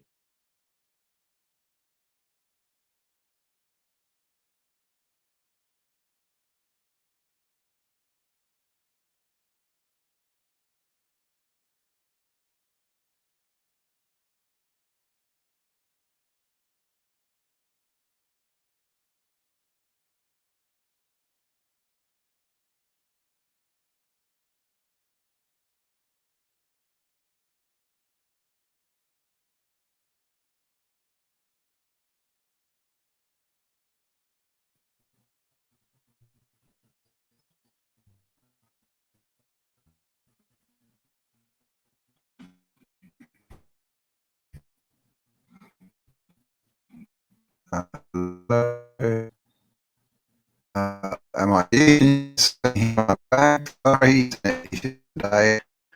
It's 3.5. So can you hear me? Am I still tripping?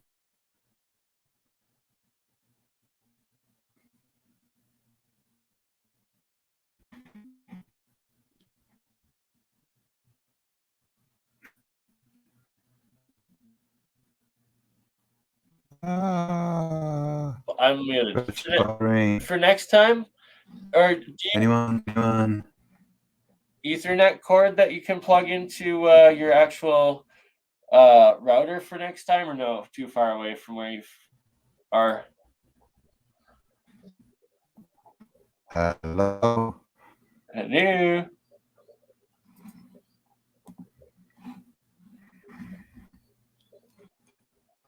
Is it Campbell? Hello.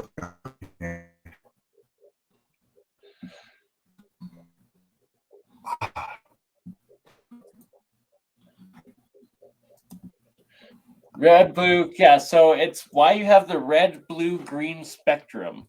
That has to do with fiber optics and your 3 frequencies, your 3, 6, and 9 in your vortex mathematics. It's your 3-phase current, and it's your red hot, which is one frequency going through the ground Am to I the. back yet? Yes, you are. You're back.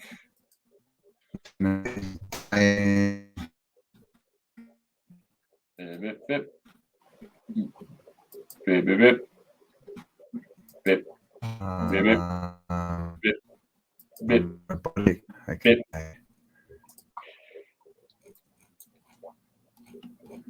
I'm going to finally be able to finish this and make sense of it all. 3 codes breaking down into the overall frequency. It all makes sense. It all makes sense. 5 years till we're on the Star Trek Enterprise, guys. Just kidding.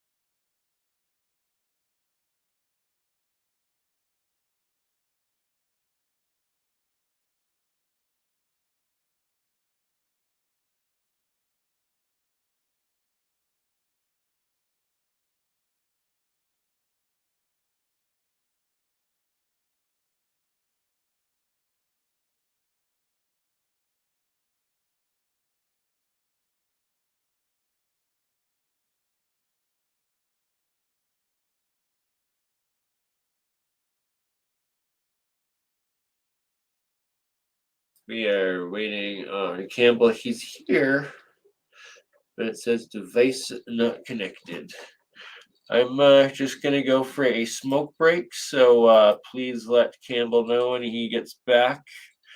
Campbell, if you need to restart your computer, I will be back in 5 minutes, and then I will be able to actually connect the 3 lines, the 3 dimensions, your anode, your cathode, and your ground, and make it all make sense, and how plasma, monoatomics, and hydrogen wave function with your color geometry spectrum, wave-like spectrum, is the fusion equation of God, basically. Be right back.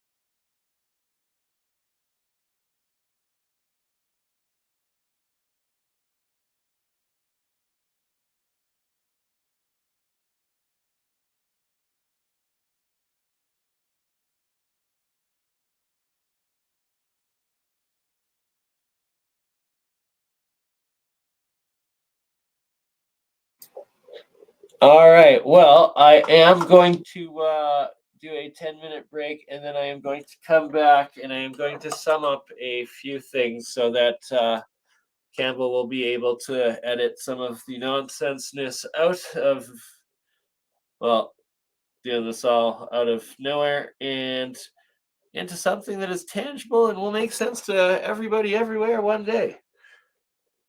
Hopefully.